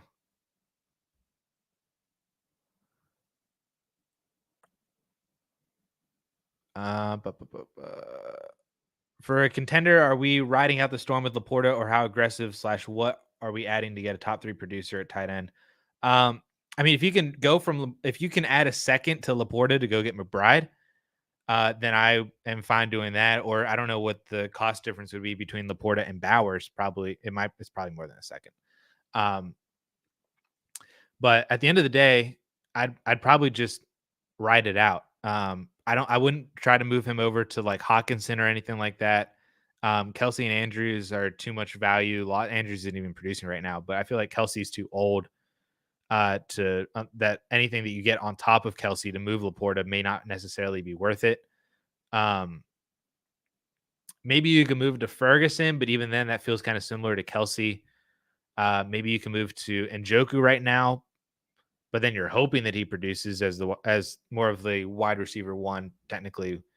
But if Watson wasn't even good for Amari, how can we assume that he's going to be good for Njoku? I feel like the answer is basically just you're going to have to ride this out with Laporta right now. And if you're going to upgrade, you just got to basically upgrade to McBride or Bowers. And don't know what the cost would be to do that. You could explore that, and then we could see if either one of those makes sense. But that's basically it, I think.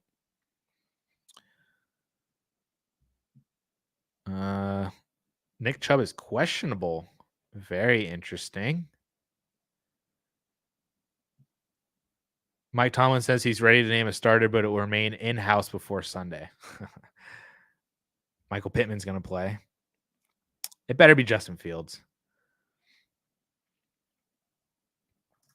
Kevin, Addison had some major trades that I flipped to Rebuilder recently. Can you grade this move? Of course.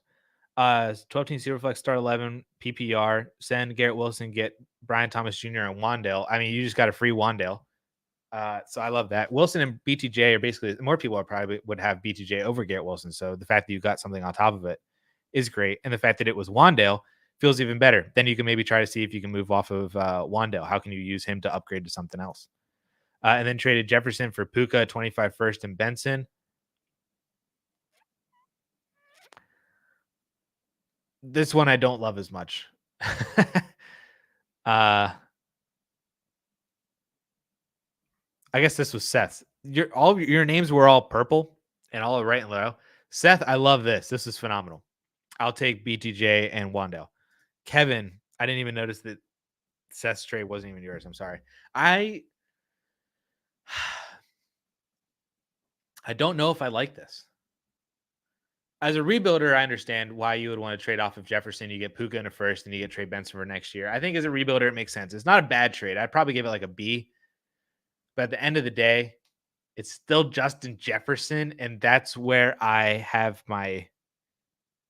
not so much my issue with the trade, but it's just like, it's Justin Jefferson, and it doesn't feel like you got enough for Jefferson. But I think you did. It just doesn't, really like, bam, like punch me. It'd been like, wow, you sold Justin Jefferson for that.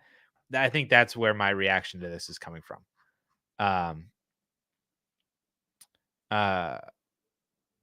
So I like both sides of it. That's my final answer. That is the final grade. I like both sides of this deal. And as a rebuilder, I think it works.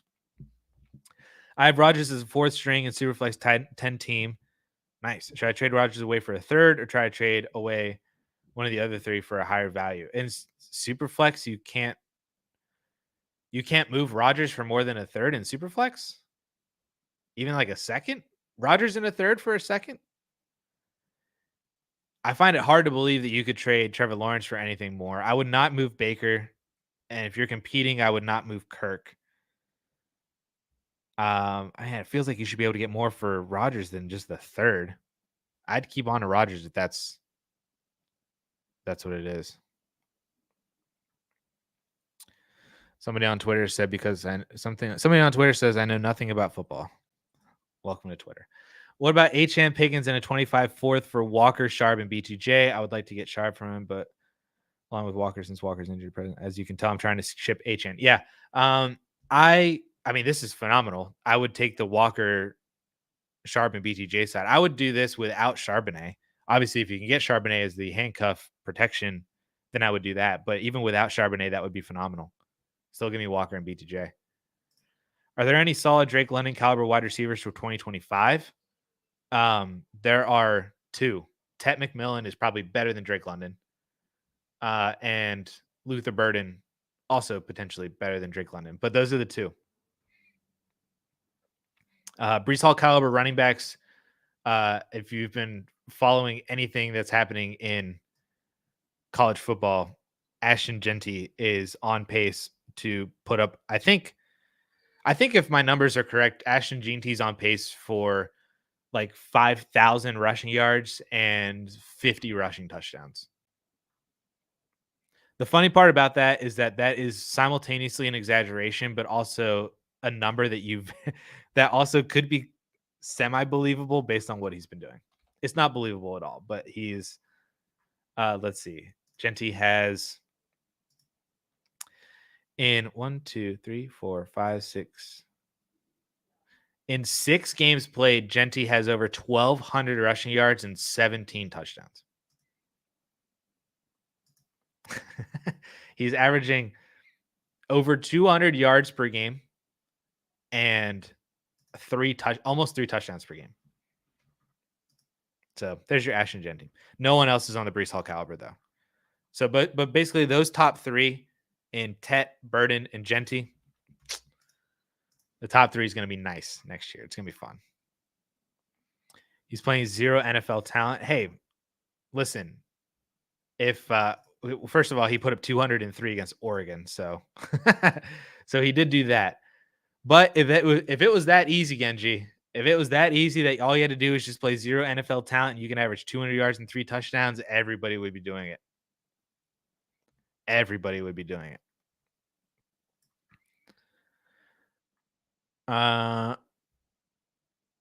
You could play him, but you also have holy moly, man. I'd still want Nico Collins. Picked up Kenneth Walker and Eckler for ETN Benson in a late second. Wow, the fact that you move off of ETN for that.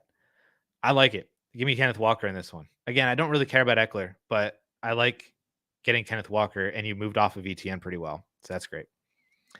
In a retooling season, now that I'm 1-5, I'm sitting on Chase Brown and Brian Robinson, who I feel could be good running backs next year once I'm ready to compete next season, but maybe selling is better. I would sell off of Chase Brown. I wouldn't be actively in a hurry to sell Brian Robinson, but I feel like depending on what your roster looks like, you might be able to use B-Rob to buy a wide receiver. Maybe.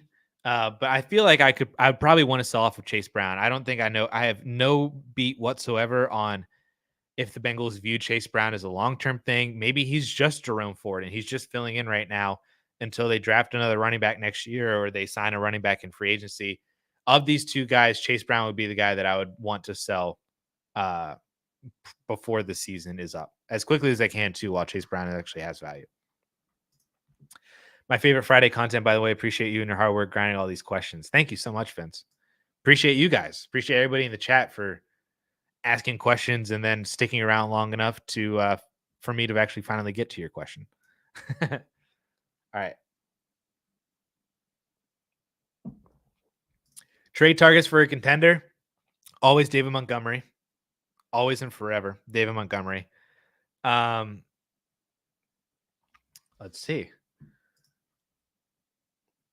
I have this video will be coming out sometime in the beginning of November as like in case if you have any trade deadlines and stuff. Here's players that you should buy for the playoffs as a contender and blah blah blah. But always and forever, David Montgomery, James Conner, Mixon. If you can buy low on Cooper Kupp, that'd be cool. If you could buy even Chris Godwin, still I feel like doesn't have the dynasty value that he should. Again, these are all dependent on if these guys are even available. More or less, I think the way that this question should be reframed as you should be trying to find players that are on the rebuilding teams that could be win now productive assets. Because I could spout names off all day, but these guys are also very productive, and they're probably already on contenders. So there's no reason for a contender to trade away a win now piece to another contender. So you need to find the rebuilding assets, the rebuilding teams that have the contending assets, I should say. And then that'll give you a list of players that you could potentially buy. But always and forever, David Montgomery. Would you trade CMC and Mason? CMC and Mason. Trade for CMC and Mason. Hold on. My brain needed a reboot. Would you trade for CMC and Mason or ETN and Bigsby or neither as a contender? I mean, I'd trade for CMC and Mason. I don't want ETN and Bigsby, but I'd trade for CMC and Mason. The question is, what's it going to take? So, but yeah, I'd much rather pay up for CMC and Mason than ETN and Bigsby. Njoku, Akers projected late first, early second. Hold on. Are these two different? Are these both two sides of the same trade? So it's either Njoku, Akers at first and second, or a 27 first, 27. I'd rather have Njoku in the first. If these are the two sides, I'd rather have this side over this side. If this is how this is worded. What's your current value on Chubb right now? I feel like he's in a weird spot, old on a bad offense currently with a rough O-line, but he's always been fantastic. I'm rooting for Chubb as a human being. As a sports fan, I'm rooting for Nick Chubb. But Chubb was in a video of mine prior to the season starting as a win now piece that I would trade away, even if I was a contender. I would probably peg him somewhere in and around a late-ish second. But I don't. If you're a contender, I would not go buy Nick Chubb. That's how I would go about it. I would rather go buy a different running back, or use that piece to upgrade in some other regard than to just go buy Nick Chubb. I don't think he's going to be great for the remainder of the year. I hope he is. I hope to God I am so wrong on that because I love Nick Chubb as a football player, as a human being. I love Nick Chubb, but I just don't think that he's going to be all that productive coming off of the knee surgery. I will take David Montgomery here over Devontae Adams. That might be a hot take, but I'll take Monty. Would you trade Flowers in a second for Anthony Richardson if you needed a third quarterback? No, I'd keep Flowers in the second, honestly. That would be interesting. I personally thought Marv was going to be out. Nathan, hit that like button. Appreciate you, Nathan. Daniel, starting Godwin, Neighbors, London, Amon-Ra, Kelsey at tight end, and BJ my last flex, unless I should start McBride over any of these guys. Yeah. Yeah, you're definitely starting Kelsey at tight end. You are not starting BTJ or McBride. I think you have to sit McBride. Gosh, what a team, dude. Your team's phenomenal.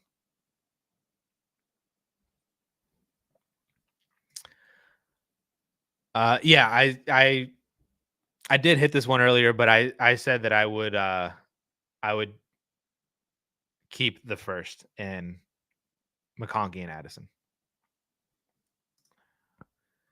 Got offered Herbert, Pearsall, and a 25 mid to late first for Mahomes. Already have Lamar and May. It's funny that we're including Drake May as like as we're up in there, you know? No reason. I mean, I'm all here for it. I love it. That's not a knock. Um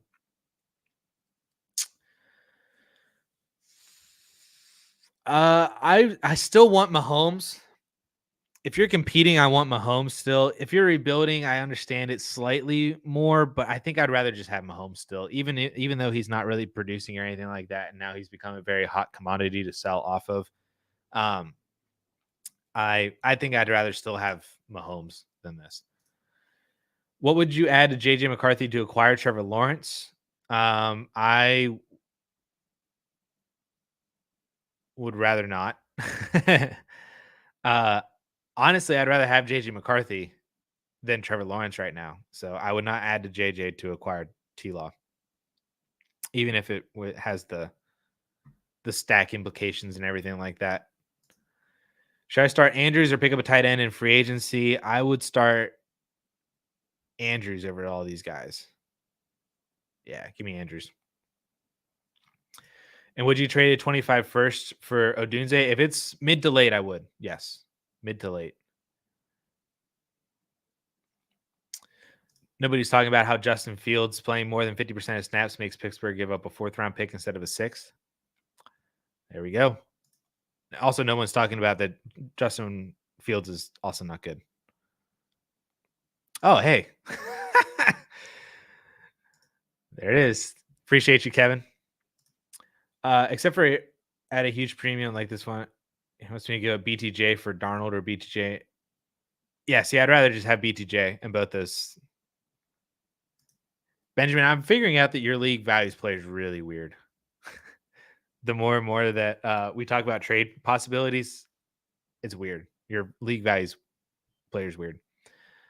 I've offered Rodgers in a third for a second, and multiple people have said no. Gosh. I would just hold on to Aaron Rodgers then. No reason to give him to somebody else. Just hold on to A-Rod. Best way to get running back depth with my second is worthless. Can't buy Monty.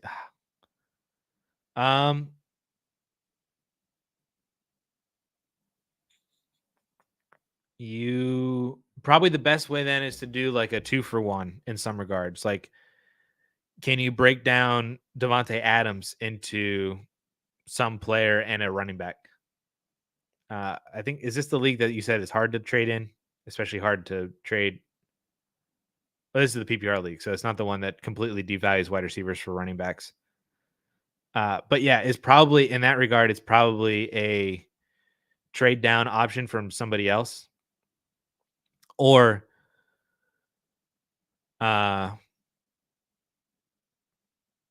you'd have to spend your second on somebody that you probably really don't want to. Like, can you get Tony Pollard? Honestly, the answer I think though is that you really don't need depth all that much. You might be overvaluing depth at the running back position when the rest of your team is that good. So, and you just have zeros or close to zeros from whoever you have a backup behind Gibbs and Kamara whenever they are on bye. But you probably the best way to do it is probably a tier down, or you go for handcuffs and just hope that handcuffs pop up.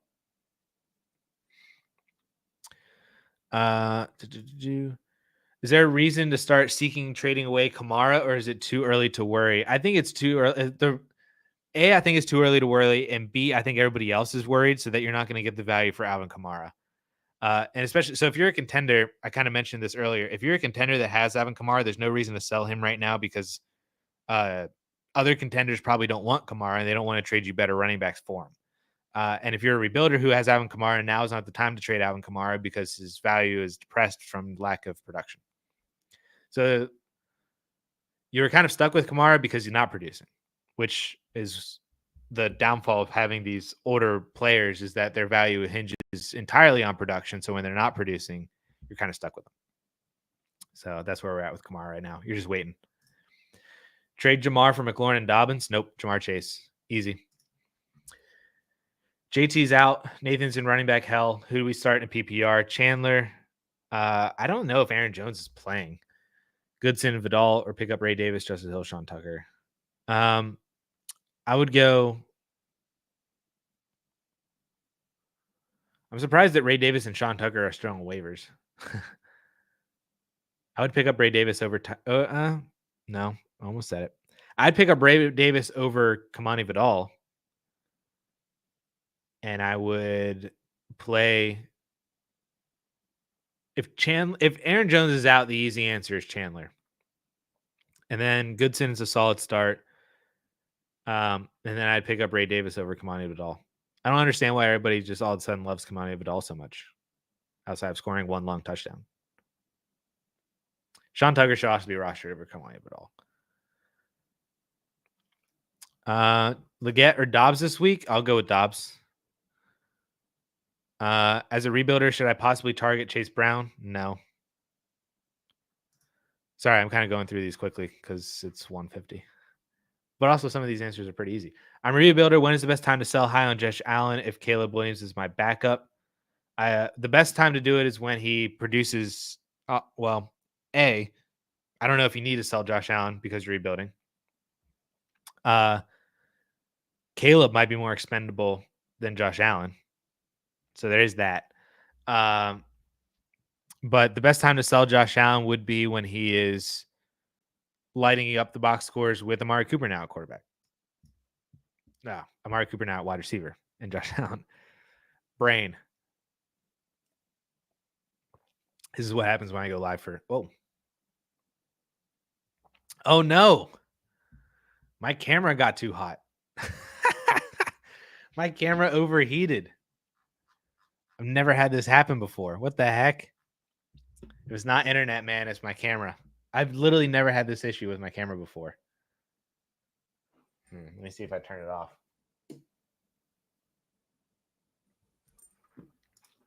We'll stop it so we stop getting those things.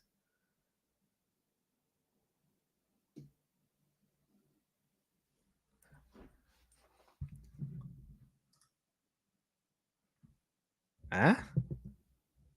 All right. How quickly can we get through these before my no internet issues, but now camera issues? The new the plug-in internet going crazy. No, I'm not so much embarrassed. I've literally never had my camera overheat before. So that's pretty funny. All right, let's go through these quickly. Do I flex McConkey, Douglas, or Monty? Monty, obviously.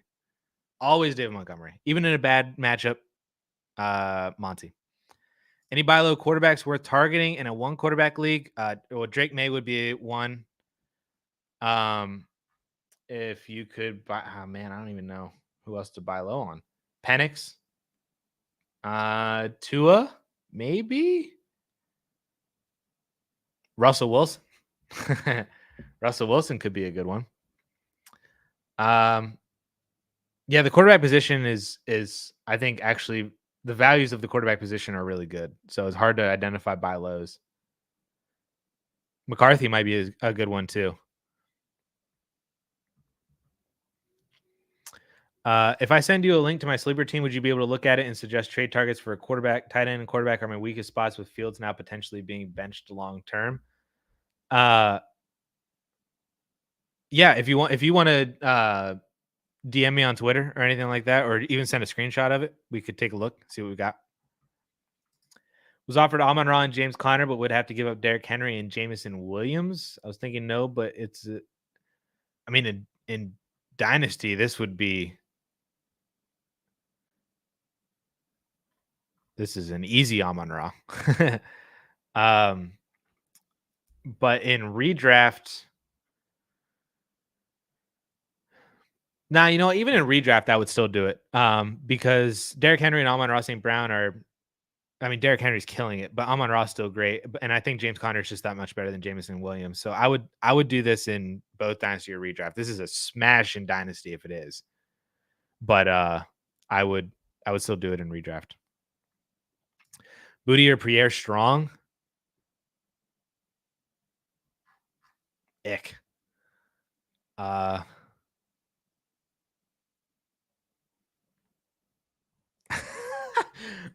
Genji. Dude. I feel so bad. Pierre Strong is Paulson's 113 and Booty is 147. Maybe you just shoot for the upside of Booty against the Jaguars defense? Is Jerome Ford playing? Because if he's not playing, then that would sway my answer. Serious question, by the way. Still not practicing. If Jerome Ford is out, I'll play Pierre. I'll play Pierre Strong. So he was sidelined at Friday's practice too. That's good to know. Yeah. So Jerome Ford's probably not playing. I'll play Pierre Strong. That gives me some confidence in that regard. Then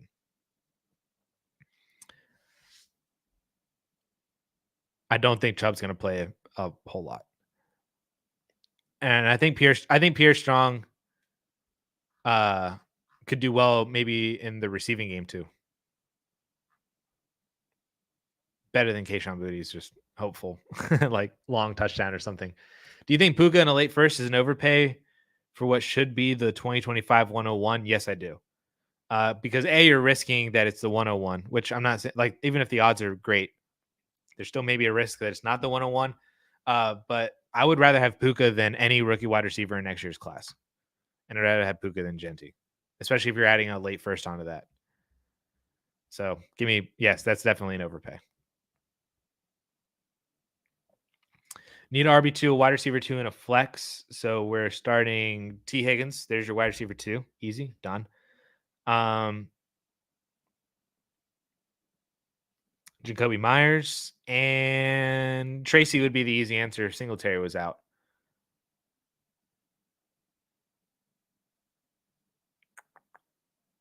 Is Myers playing? That's the other answer.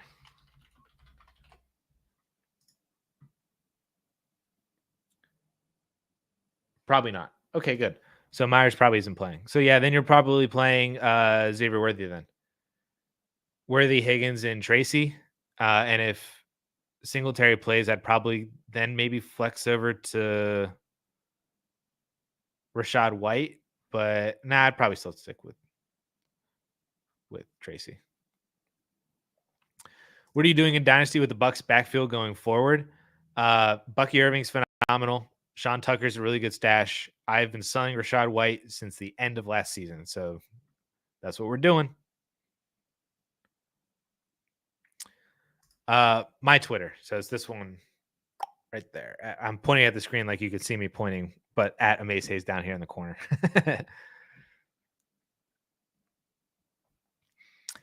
How many wide receivers would you take over Burden and Tet? Also, how many running backs are you taking over Genty? Good question.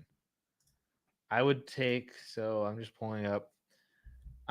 So I'm just following the new October ADP. Not to say this is my personal ranking for the wide receivers, but I'm just following down the rankings of where Tet would probably fit in. I would take Jefferson, Neighbors, Lamb, Chase, Amon-Ra, Marv, Nico, AJ Brown. I would take Rashee Rice. Puka and Rashee Rice, that rounds out the top 10. And Tet is probably in that 8 to 11 range in there. And Burden is probably in and around there as well currently. I could see maybe if you want to argue like Jaden Reed and Brian Thomas Jr., maybe Garrett Wilson still. But he's like they're in that kind of conglomerate of wide receivers, I think, from 8-ish. Me personally, it'd probably be more like 10 to 15, somewhere in there for the wide receivers. For Genty, I would take Brees, Bijan, Gibbs. Is that it? Final answer? I'd like to see Jonathan Brooks play. I think Jonathan Brooks could easily be ahead of Genty by the end of the season. As of right now, not 100% sure. But so there's like 4 right there. And then Genty would be like RB5. then you could argue. Yeah, you could argue Kenneth Walker. You could argue Kyron Williams. If Tua comes back and Devon Achane returns to what he was at the beginning of the year, then Achane. But I would take Genty over Saquon because of age. I'd take him over CMC, obviously, over James Cook, over JT, over all those guys, Pacheco, whoever else you want to throw up in there. So, but Genty's in that range. Would you rather have JSN in a late 25 first or very likely the 101 in a I would take the 101 there. That's a lot better than the Puka one. Whoever that, yeah. Yep. I would take the one. It's the right answer, I think, for value. I'm very easily taking the 101 here, but I was very easily taking Puka in the first and the other one. So the right answer is probably somewhere in the middle. So if you want like a wide receiver name for that, it would probably be DJ Moore.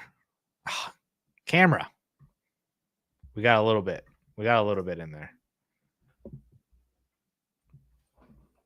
Yeah, turn the camera off so it cools down. Maybe I need a fan. If we're gonna keep doing it like this. It is a little warm in my room right now. All right. Who plays more this season, Brooks or Christian McCaffrey? Honestly, I think it would be Brooks just because he's probably going to play in like a week. CMC might not be back until the end of the month. So I think if you're counting just strictly games played, I think that'll be CMC. If you want actual fantasy production and points per game, then strictly games played, that's Jonathan Brooks for the remainder of the year. If you're looking at production and points per game, then that's Christian McCaffrey for the remainder of the year. In even if that's just in a couple of games. Hopefully we get like 7 or 8 games of Christian McCaffrey. That would be phenomenal. And 7 or 8 games of Christian McCaffrey is going to make him a top 24 wide or running back just in terms of total points. PPR trade Cup for Olave and Aaron Jones. Running backs are Connor, ETN, Brooks, and Cern. In Dynasty, I would take Olave and Jones. In redraft, I will take Cup. Just like Genji said. We turn the camera back on and we see if it works. Looks like it is. In a minute. There we go. I'm a top contender in 12-team Zero Flex. Would you trade Kyler Pittman, Pickens, in an early second for Lamar and a mid-second? Ooh. Yep. Give me Lamar in the second. Just go up and just get Lamar. Tyreek in a third or Odunze in a first. I will take Odunze in the first on that one. I would rather have a 26 second than Mario Douglas right now. I mean, I would love to get Jaden Daniels for Mahomes. I don't know if that's what's the most you'd be. I would add a 26 first. I don't know if I'd pay like a late 25 first, but like a random 26 might do it. That's probably the most. I wouldn't go anything more.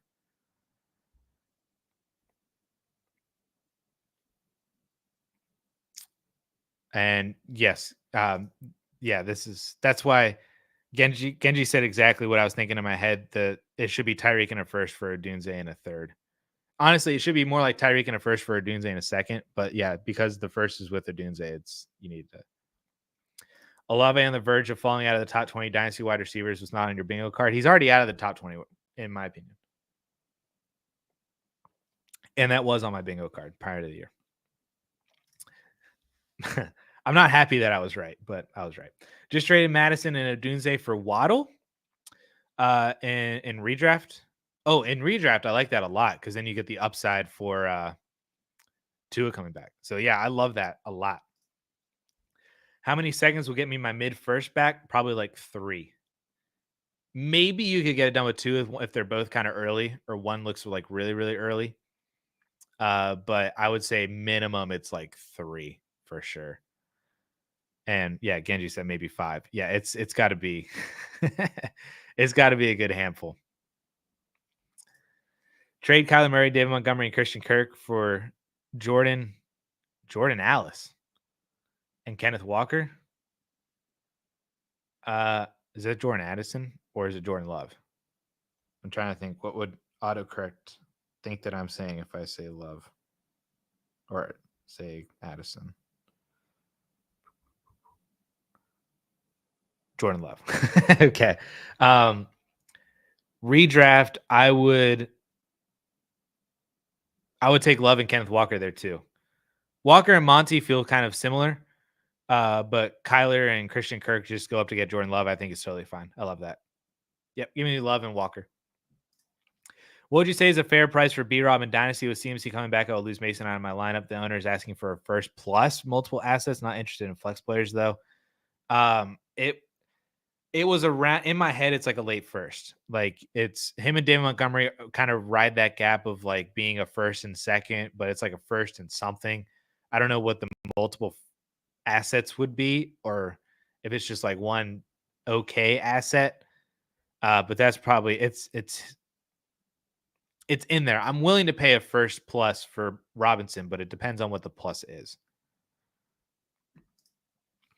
I just traded Madison for a 25. Those are phenomenal, Mark. I don't even know how you got a second for Madison. That's insane. I have neighbors in the taxi trying to sell Wandale as I look to end my rebuild and compete in 2025. What should I sell him for, or is he a T light player? No, I think I would look to see if you could upgrade Wandale Robinson. I don't think I would try to trade him 1-for-1 for like a pick or 1-for-1 for a player, but he seems like a player that is a good stepping stone to upgrade from, because somebody else will look at the production and then they'll be willing to take on Wandale for the production that he has right now. So, like, does Wandale in a first get you Rashee Rice? That would be insane. Or Wandale in a first gets you DK or Garrett Wilson or BTJ or Jaden Reed, like any of those kind of players, that would be phenomenal. Excuse me. I don't think I would trade, like, you're not getting a first for Wandale. I wouldn't trade Wandale for a second, but I think that you could use him for an upgrade and do really well. Traded Dalton 600 fab and a fourth for an early second. Wow. Second round pick right there. Love to see it. Traded my 25 first and 204 in this past rookie draft to trade up to 108 and take Odunze in a 26 second. I love Odunze, but my first is looking like it's going to be pretty high. I think that there's still upside yet to be had with Odunze. In terms of like actual talent level, he'd probably be the wide receiver 3 in next year's class 2, which would probably be like the 105, 106. He's probably in the same range in this year's class as he was in last year's class in terms of rookie drafts.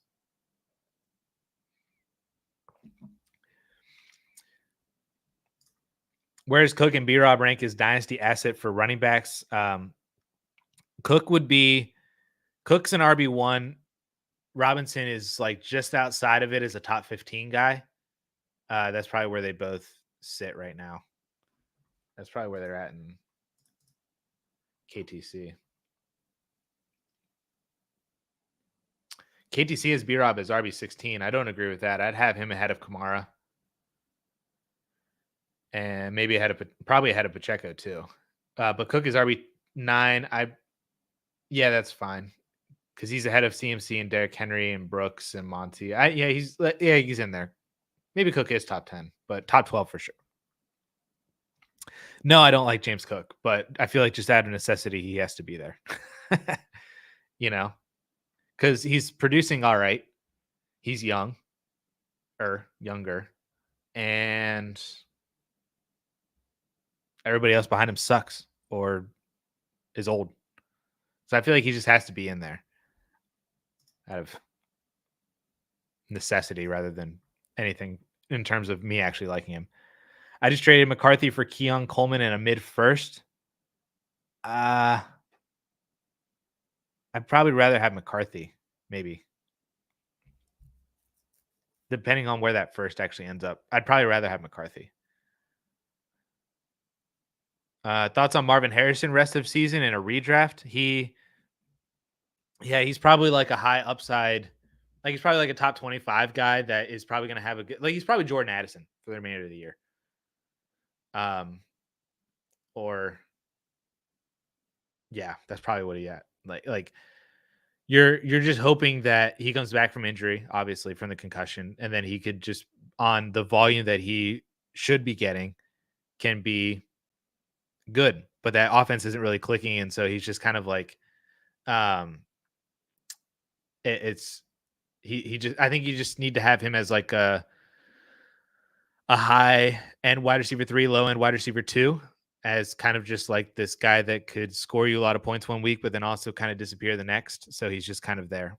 I'd like to see if I could move off of him from a redraft standpoint. Like if you could still use the name value of Marvin Harrison Jr. and the draft value that you had from him and move him to go get a DK Metcalf, buy low on a Nico Collins while he's injured, go get a number of guys in that wide receiver spot, I think could be beneficial for you long term for the remainder of the year for a redraft. Is this a deep draft in 2025? Is the second round looking promising overall? I've seen a few of the running backs are disappointing. Honestly, I don't think 2025 is a deep draft. I think it's very top heavy, and I think it's going to fall off right after that. Basically, it's very reminiscent of 2022, I think, where 2022 didn't really have all that good of a second round or third round or anything. Because you're right, a lot of the running backs have disappointed. Judkins and Henderson have just completely cannibalized each other. Singleton and Katron continue to cannibalize each other. Ollie Gordon is not great. What do we do with Rocket Sanders? And the wide receivers are interesting, but also kind of not. They kind of fall off a cliff pretty quickly too. And the quarterback class isn't great. There isn't really like any phenomenal tight ends. So it's just kind of like trade for always get first round picks, but trade your seconds for first. Always. Would you draft running backs in the 25 class coming up or go wide receivers and buy established running backs? I'm looking at the 101 in Ashton. I don't think that's a question that you should be answering right now. We got to see how the draft process plays out. Even landing spot could be kind of dependent on that too. If you have the 101, it's going to be either Genty or Tet, I think. But I can't say for certain whether I would rather have running backs or wide receivers at specific draft points, just because I still feel like the running back class is just so weird. So that is not a decision I don't think that I really ever make with rookie drafts. Is like this is this draft, or I'm going to draft this player or this position at this slot. It's just it all comes down to value at the end of the day for what you could trade for. I'll be at the Steelers game Sunday. Can't wait for all my Steelers to eat. I think Russ helps the pass game a lot. Yes, he does. 100%. We are on team Russell Wilson on this channel. Go Steelers. For B-Rob, he's asked for a first and 2 rookies he likes on my roster, like Burton and Baker. I would rather send Burton and Baker than a future second. And so, yes, so I would buy B-Rob for a first and Burton and Baker. And that would be it. Have PBR flex, choose one between Chase Brown, Christian Kirk, Tyron Tracy. I will go with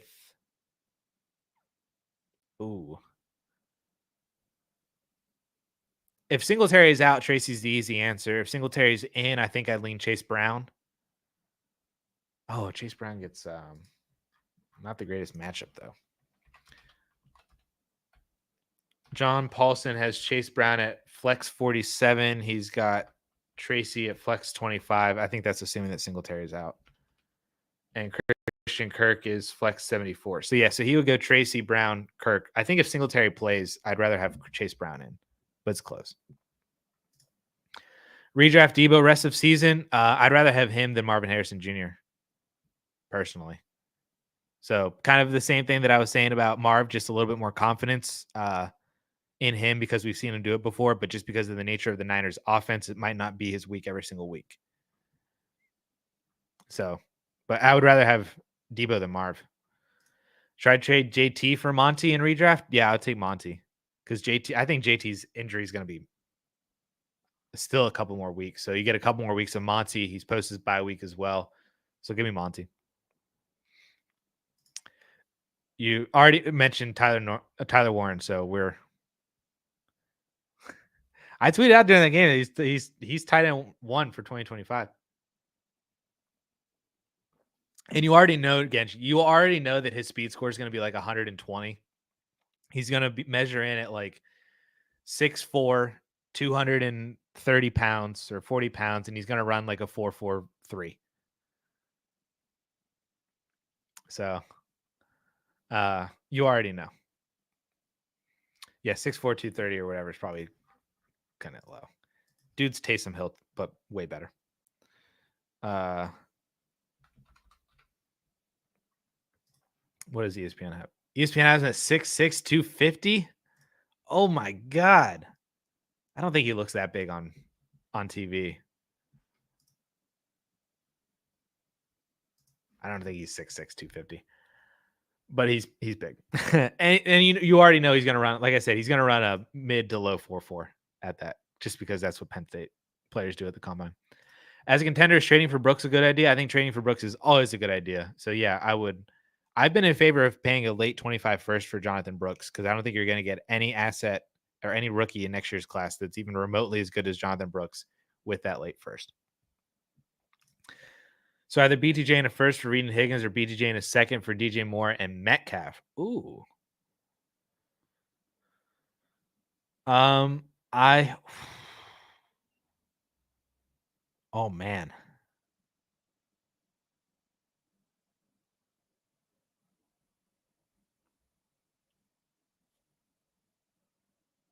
Hold on, Benjamin. I need to come back to that, because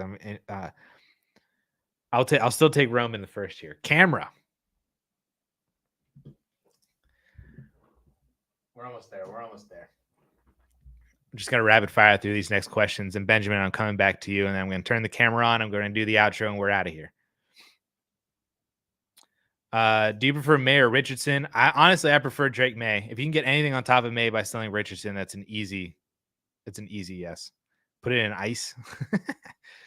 Thanks for the help. Trade Zay in a late first and Hawkinson for Caleb Williams. Yeah, give me Caleb Williams in that one. That's pretty easy. You think Brooks off a major knee injury is better than 20? He's better than everybody behind Ashton Genty for sure. 100%.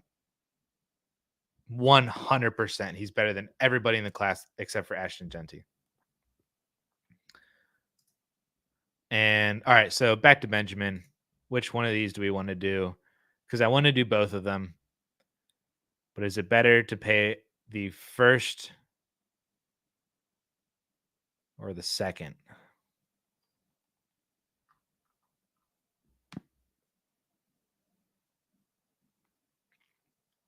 I think I'm with Genji. I think I would prefer the Metcalf deal because you keep your first. Metcalf and Reed don't feel all that dissimilar.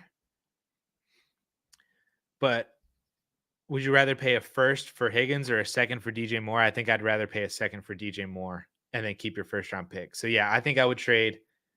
I'll trade BTJ in a second for DJ Moore and Metcalf. I think that's my final answer.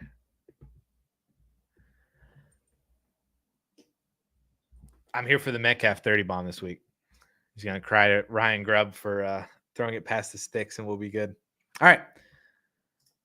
Before my camera burns out again, this is where we're going to end it. I've been going for almost 2 hours and 15 minutes, so I appreciate every single person for being in here, for hanging out. We do this every single Friday for those of you that are new to the channel or anything like that. Just straight AMA every Friday, same time, 12 p.m. Eastern time. So I appreciate everybody for hanging out. Thank you guys so much for all the questions and everything. This truly is like the highlight of my week, so I'm glad that it's a highlight for you guys' week as well.